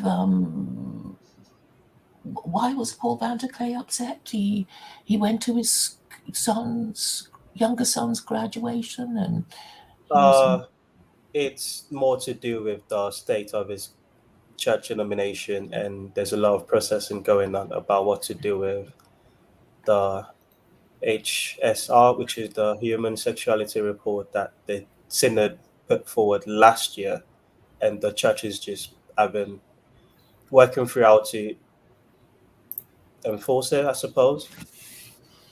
And that's most likely going to lead to the fracturing of his denomination, which is yes. I mean, I got to the bit where that woman was crying, and then I kind of broke off to listen to you guys. You know, I was listening at double speed, and she's and that's it's sort of actually an important sorry. bit. That's actually an important bit. That was the bit that sort of shaped the way Wednesday, the conversation went on Wednesday. Yeah, so you got an important bit. You got the gist of it. Yeah, and it's basically a woman's tears, and you're all gonna, just do whatever she says because she's a bit upset. And I guess that's what's turning men into women. It's sort of like, I'd like some of that feminine privilege too. Give it to me, and so men are fighting women for feminine privilege. So this is how it's going to go. All the men are going to turn to women, and we're going to turn into a bee colony, and the only men who are allowed to remain in existence would be like the drones, and the drones would have the wherewithal to satisfy the queen, and those who don't will have to go. That's how a bee colony works, isn't it? And is that what you think is happening with the Yeah, milkmen? it's happening. You can see, it's like men, instead of saying, "Oh, we'll fight women, we're going to take away some of that feminine privilege," they went the other way. It's like, we'll become women too, and then they, and they'll have to share the feminine privilege with us, and we'll just cry a little bit, and the men will give it to us, whatever we're asking for. And this is what's happening at that's on that stream. Because she was so good, the trembly voice and everybody about to cry, and it's like, well, maybe you need a few. Do you think the tears were genuine? Do you think it was, or was it just a play for power? It's impossible to tell, isn't it? I mean, she sounded genuinely upset. She could have worked herself up into, that kind of thing. I mean, actresses do their method acting, don't they? They go, I have to cry. I have to think of the saddest occasion to make myself cry. I'll think of, when my boyfriend broke up with me, or, when dad died, or something like that. And they'll just use that memory to produce the emotion that will persuade, the audience. So you think the chances of faking is not zero? That's fair. Well, I mean, it's 50-50, but I mean, it doesn't matter because people are they're convinced by their own emotions, aren't they? I mean, eventually that's why people are so fiercely defending their own, what they call lived experience, and you can't question. Yeah, it's my lived experience. You weren't there. You didn't know it. Paul van der Klee also spoke about how the lived experience sort of card gets overplayed, and its overvalued. More, but I'm curious, before you settled on secular Quran, which other worldviews did you try on as your mode in your current worldview? Were you a Christian at a point? Were you a full-on Muslim and then decided to secularize it? What's the clear core story? I did a bit of comparative religion, as you would expect. I mean, I come from a Buddhist Taoist background, and so I suppose logically it would mean exploring Christianity and Islam and Judaism and Hinduism. I read a short book about it by K.M. Sen. I don't know if you've heard of it, but it's a very short book, and it gave me the idea of I mean, really, we only have 5 world religions. And, you know, if you're going to start from scratch, you're going to choose a religion that gives you the most power and status. And that would be the religion of the Jews, because they have the most powerful God. And that, you know, Christianity and Islam are derived from Judaism. And you know, and since most of us aren't Jews, we would have to decide between Christianity and Islam to give us, you know, rules. Which sector of Christianity did you dabble in? Which? I didn't really Which dabble in flavor? any of them. I just, you know, I have Study. friends who go to church, so I just, you know, if they invited me to a carol service, I'd go. I've been to Catholic ones, I've been to Anglican ones, Baptist ones, you know. So, I mean, it's the same. It's a Trinity. The Trinity is a problem. I mean, that's... Excuse me. They do have good music, though. Christians, they do have good music. You got to give it to them. That's all I got to say. Yes. They put on a good show. And you know, the beautiful surroundings, the stained glass, you know, that's but is that a basis? Should that be a basis for your religion? Surely it's more than, you know, distinguished surroundings, stone buildings, and good music. And you think, why? Why did the monarch sponsor, you know, all this art, you know, Handel, Bach, and, you know, all those people? And it's because it was such a hard to believe, excuse me, religion that the monarch had to get the punters in. That's what. I think that explains the superiority of European art and music. I do want to say, Claire, I do have way more respect for you for coming on, and I definitely see you as more of a person. So I just like to say that. Well, thank you. Beforehand. Are we sure she's not AI? Perhaps that will be my new thing. It's just a bit hot, you know. I thought I'd join us. Khaled's coming. Hello, Khaled. Hi. Oh, hi. You're getting closer to Islam, Claire. I like the look. You like it? You like it? Yeah. You're getting the... I mean, I am trying to convert you to Islam. We know that, right? So I'm happy. The progress. Sorry, I'm just gonna go back to Emma's question. Yeah. Why not slide? What's the why secular Quranism? Why not Tawhid? You said you would like to go to the most powerful, you said Judaism as the most powerful God. So and the most the highest authority scripture would be the Quran, because it's supposed to be the word of God. The Noahide laws only come from the Talmud, and it's, you know, therefore the word of rabbis, fallible rabbis, and also it would come into conflict with the First Amendment. The you know, the prohibition against idolatry and blasphemy, that would take away freedom of belief. And as far as I know, the First Amendment is still sacred to Americans. And it's too strict. I mean, it's so strict that most Jews in Israel don't want to live under a Torah theocracy. In fact, they haven't lived in their own theocracy for 2,000 years. So they have no track record at all. You know, they tried, they kept, you know, backsliding into idolatry and wanting to, you know, assimilate, and then, you know, God punished them and kicked them out. And, you know, it's Muslims who at least run a theocracy. Well, there are 5 of them now, right? You know, it's Afghanistan, Saudi, Mauritania, Yemen, and Iran.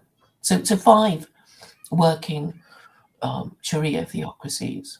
So you can't say, oh, Muslims died out and, you know, their thing has to be revived. Well, you know, for Jews, you know, they haven't lived in their own theocracy for 2,000 years. So we can't use that, and they don't want to use that. And a theocracy is the only way to have a functional society, in your opinion?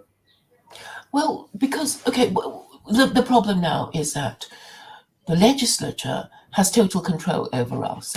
So the UK runs on the doctrine of parliamentary supremacy, which is basically the idea that Parliament can pass and repeal any law for any reason. And you know, as a law student, I thought, oh, that sounds reasonable. And now I realize it's like, oh, we can just change our mind the whole time. We can never, you know, we don't need to make up our mind. You know, if the rules go against us, we change them, and we always win if we change them. You know, before the game is over, without even telling the people what the objective of the game is.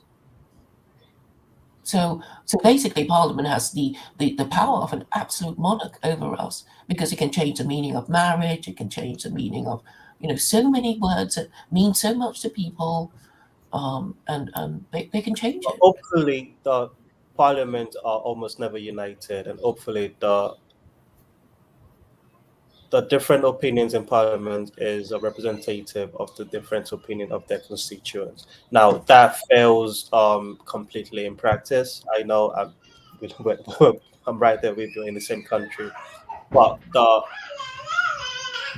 on a theoretical front, basically, Sorry, attack of the 3-year-old. Mhm. Sorry, I'll mute myself for a second. Thank you. it's no problem.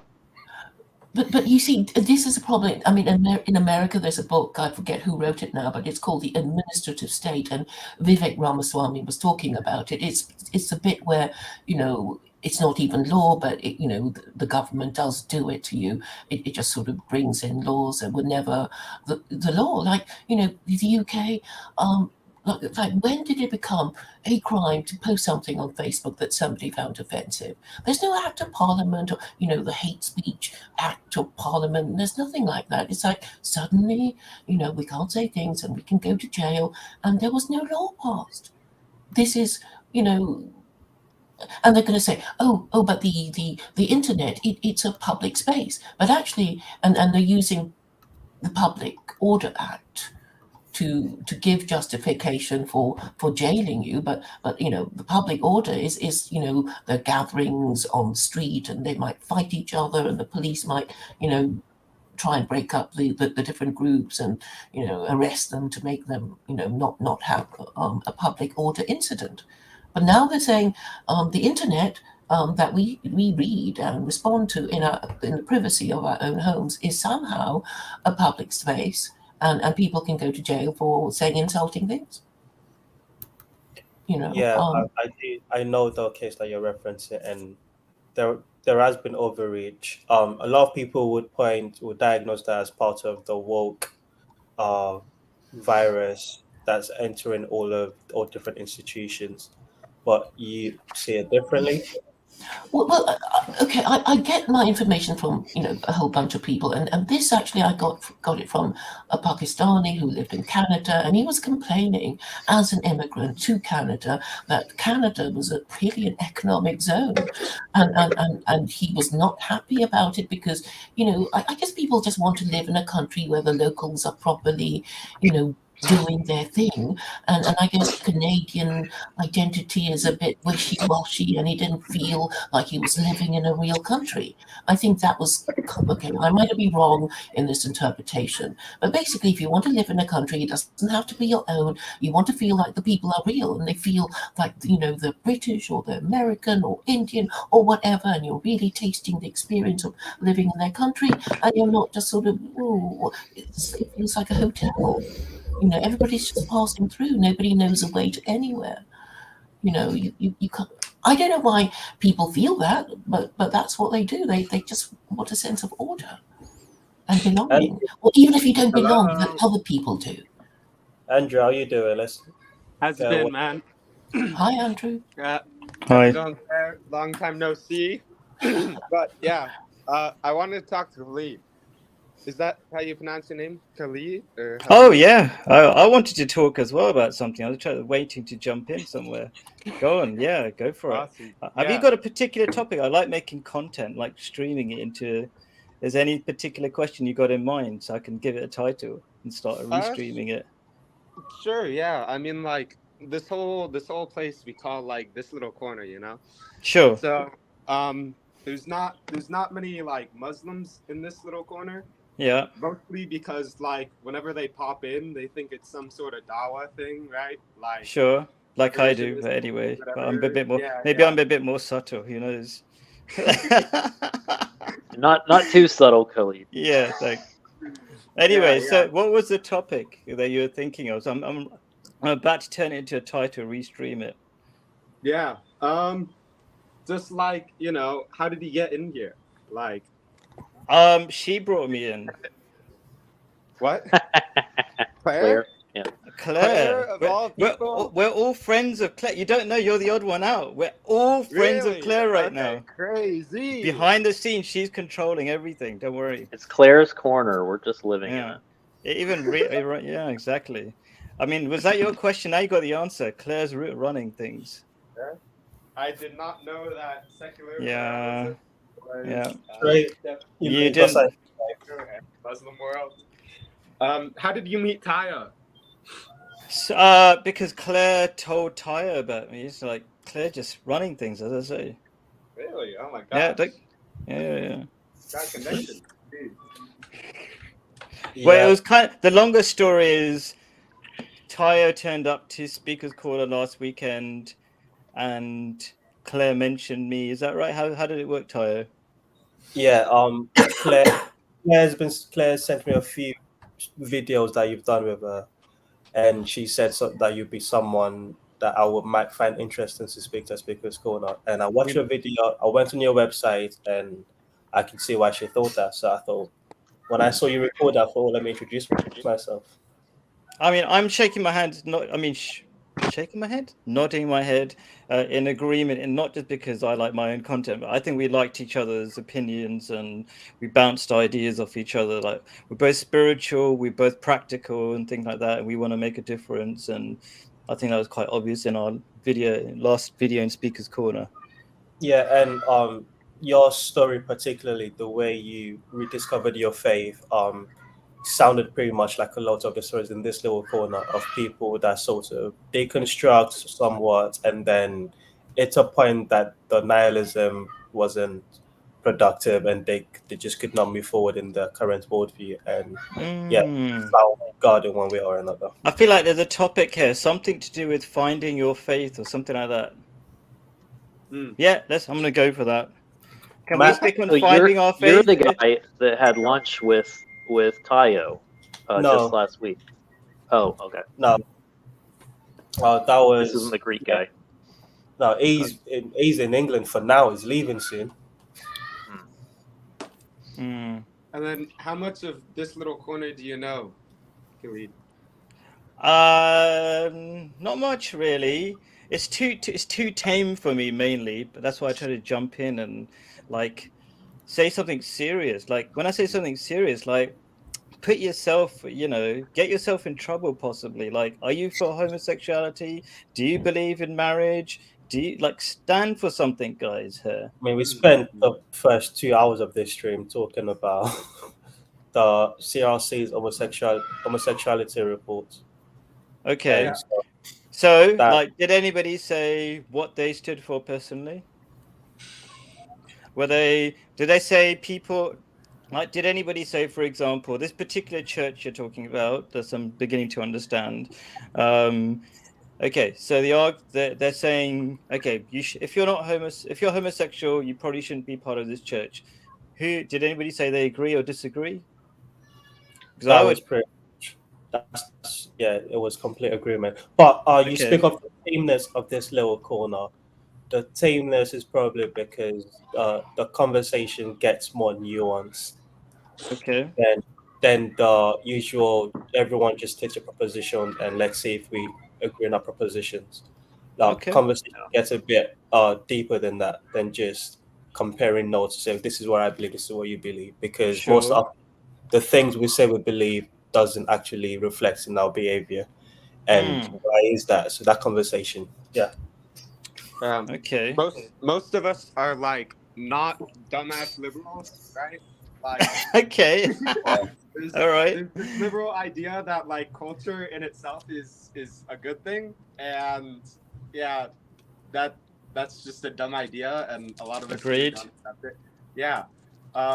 So a lot of times, because we're all religious here, we get into actually religious ideas, and then like talk about them and shit, right? Okay, So, why? Okay, why do you think marriage is not working in the West? Can we try that for a bit? why do I think Because I think that marriage links to the homosexuality thing. Like, oh, there's no difference between men and women. Doesn't matter if you're a man or a man having sex, whatever. It's all, for me, it's all related to Matt, the you've breakdown got of something to marriage. What have you got to say? On Me? that Me? Matt.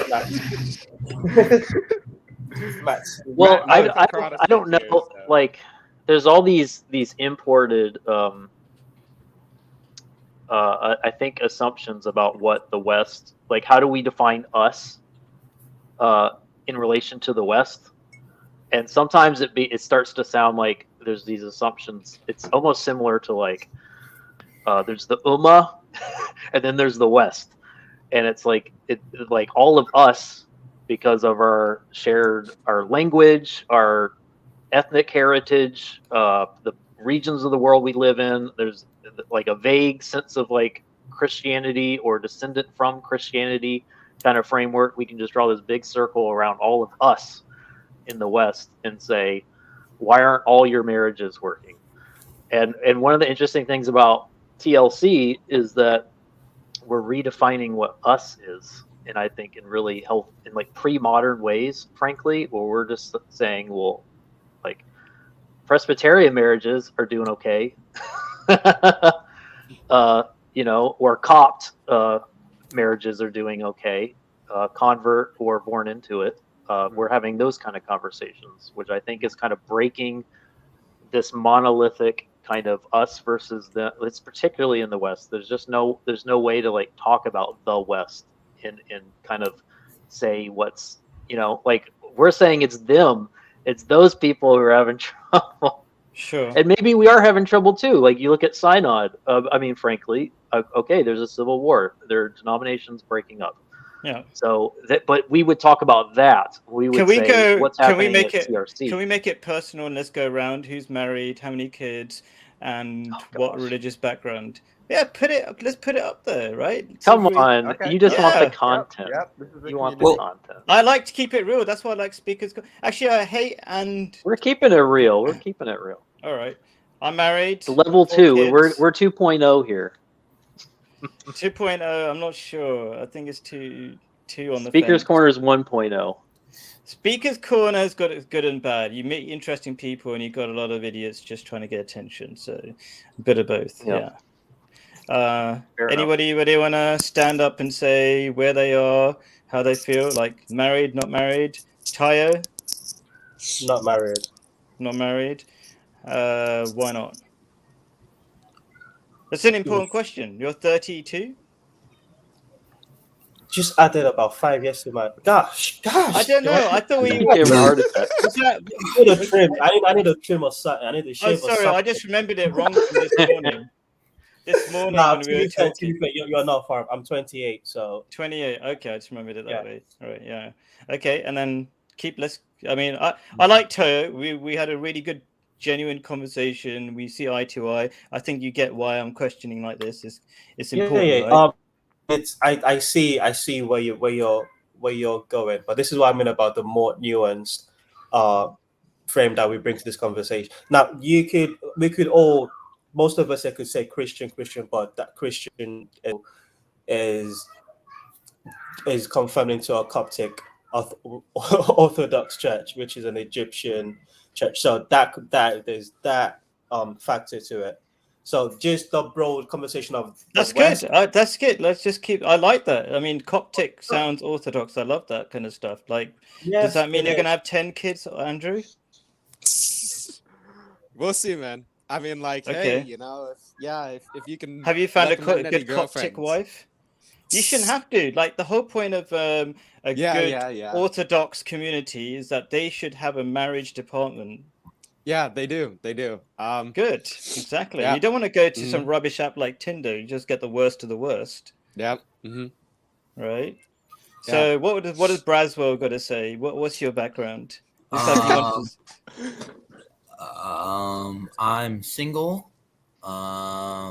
Available. I mean, no, it's serious for me. Like, No. when it comes to marriage, I'm Um, serious. Of like, are you available? Yes or no? Have you got a problem with marriage? Because loads of people have a problem with marriage. No. I'm like 100% marriage, but I believe in Cool. like testing and seeing their background. I do as well.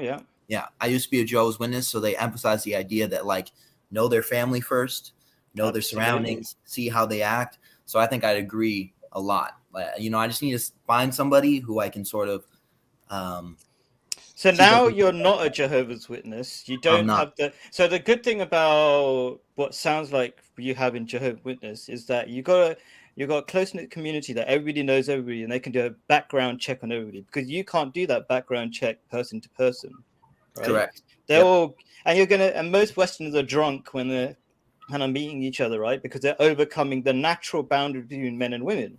Yes. Because men and women are supposed to be, they should be scared of men to some extent, because men take advantage, right? Yeah. But you have a family, the family's getting involved. Women don't have to be worried about being taken advantage. You can do the background check because everybody knows everybody really well.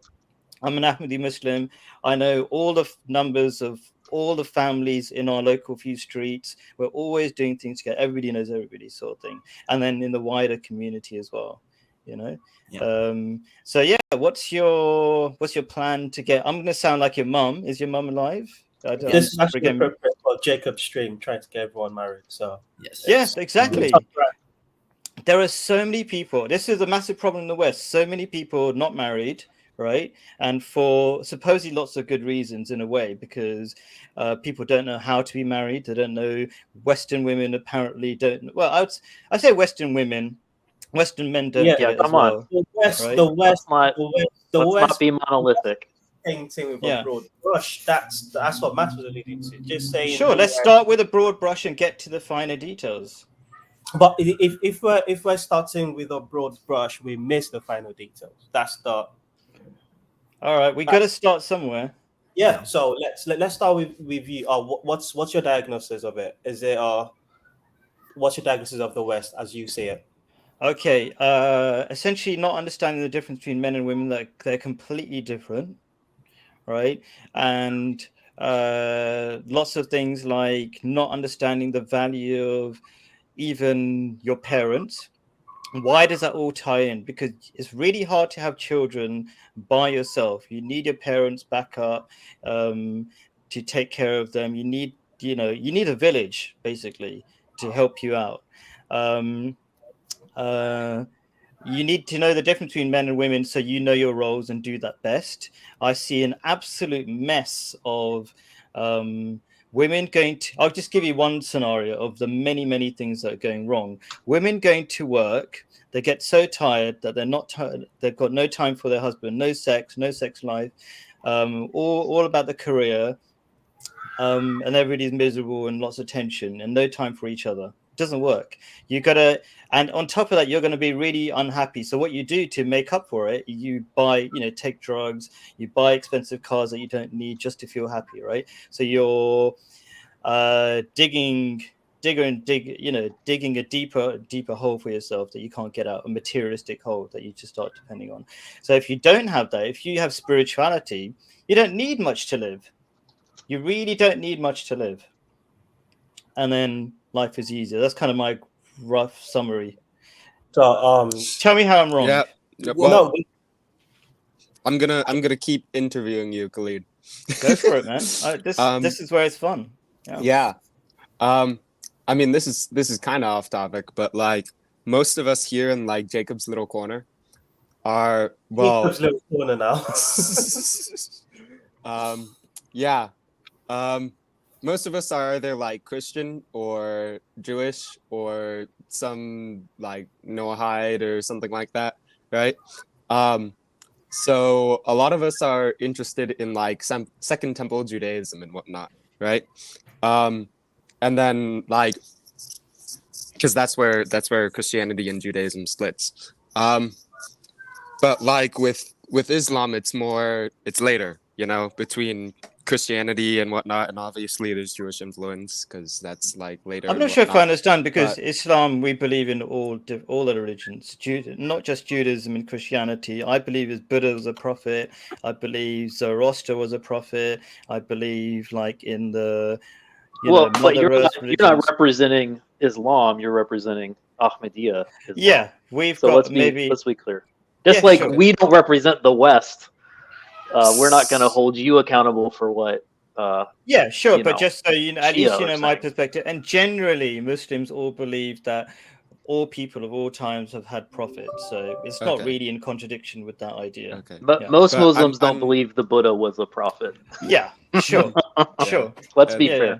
That's Yeah, fine, yeah. no problem. And, Yeah. and I'm But I'm they- a guess that however You much could be you wrong, believe, and you could be yeah. right, but it's just not. It's not Yeah, representative. for me, it's splitting hairs because they believe in loads of prophets that we don't. There are thousands of prophets that were not named in the Quran. But anyway, yeah. Sorry, true. Andrew. Yeah, That's true. Yeah. I'm still guessing that like however much you believe the Buddha is a prophet, you don't exactly read much of Buddhism. I believe his original teachings were pretty much like Islam in many ways. All the fundamentals are the same. So most people don't even know what Buddhism is. I was doing live streams with a Buddhist monk, and it's really obvious if you think about it. All religions believed in a god, right? In one god originally. What we get of modern day Buddhism is it's a funny fact, right? If you hear a quote from so-called Buddhism, it's usually a Western person and nothing to do with the Yeah, Buddha. yeah, yeah. There's literally a website called Real Buddhist Quotes, and it says most quotes you see on the internet are not from Buddha. So it's hijacked. It's nothing to do with it. And the real religion, like if you look at a Buddhist quote, it's really complicated. So it's not like popular because it's complicated.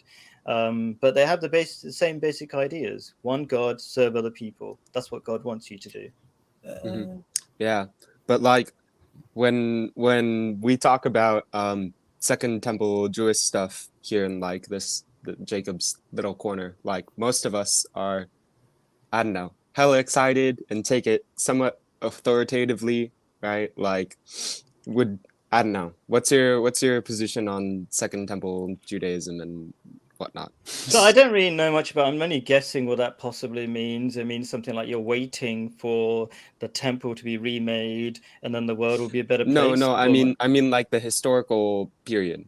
Like, you know, how the first temple was okay. Educate me. Well, it's kind of like a historical term, right? Like the first Jewish temple was destroyed and then they went back and then rebuilt it. And then during that time you have like Christ and all sorts of, you know, Jewish. Father Stephen DeYoung calls it Judaisms, right? You have the Qumran community and the Zealots, the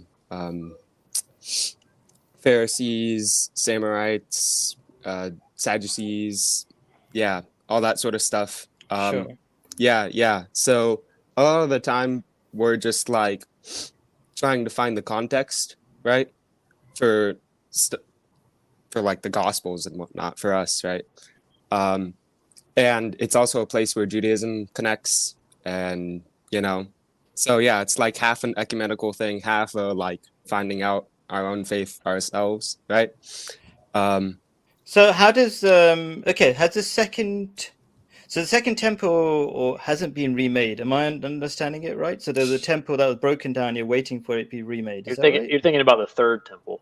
Oh, is that right? Okay. All yeah, right. the second temple was destroyed in like 79 AD. They've got the Okay. western wall, right? Like the outer western wall. that Okay, still that's stands. the second Yeah, temple. yeah, Okay, uh-huh. right. Okay. Yeah. All right. But how does that affect your faith? That's what I don't get, because I'm all into practical. What can we do right now, sort of thing. So how does that affect your faith? Yeah, I mean, like, I'm just trying to understand the Gospels, right? Okay. Like, so knowing the context of the time, like, who are these Pharisees, you know, and these Second Temple Judaism Sadducees and is the context in which the New Testament was written. yeah. Mm-hmm. That's Okay. why. So what yeah. do I think about it? Mm-hmm. I think I don't understand why people are Christian. or Jews, because there's mistakes in the Bible. There's some king who's supposed to be 42, and then next second the same situation is 21. I can't remember the numbers exactly. You probably know what I'm talking about. Scientifically, it doesn't add up. The universe was not made in 6 days. So I'm not being difficult. It just doesn't make sense to a lot of people. So for me, it's like it's out the door straight away. But if you can take the teachings of Jesus, that's a good thing. If you can take the raw teachings of, like the 10 Commandments in Islam, we're told don't just look at the Bless you. differences. Bless you, alhamdulillah. So yeah, Muslims say the same thing, like bless you and things like that, right? So Islam says, at least find what's common between you. The Quran says that. Find a word that's common between you and the people of the book, which maybe you guys probably know that people of the book in the Quran means the Jews and the Christians, and maybe some other people, but that's getting a bit more technical. I have to go in a bit, but I do have a question for you. How do you feel the modern day sort of hijacking of your religion with like people like Andrew Tate and like Sneeko, where they don't really care about it, but they're just using it for the sort of appeal? That's sort of something that's happening in the Christian community, but I feel like it's happening more and more with Islam.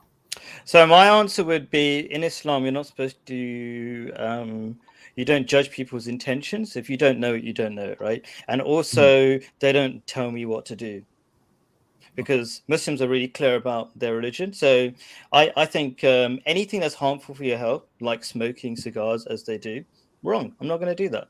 That's it. And for me, they're new converts. They're learning. They don't know better than me. They're not telling me what to do. They're just making Islam maybe more accessible to people who don't know anything about it. They're not telling Muslims what to do. That's my answer. Thanks for the question, though. Yeah. Yeah. Another super random question. Like, most of us here, well, I mean, some of us here,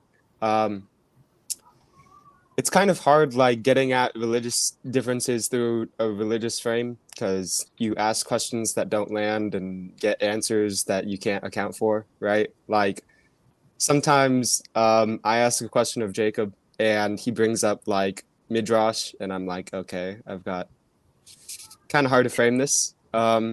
So a lot of us here default to, like, philosophy when talking to each other, right? Like Neoplatonism and whatnot. Trying to build a shared cognitive framework. Yep.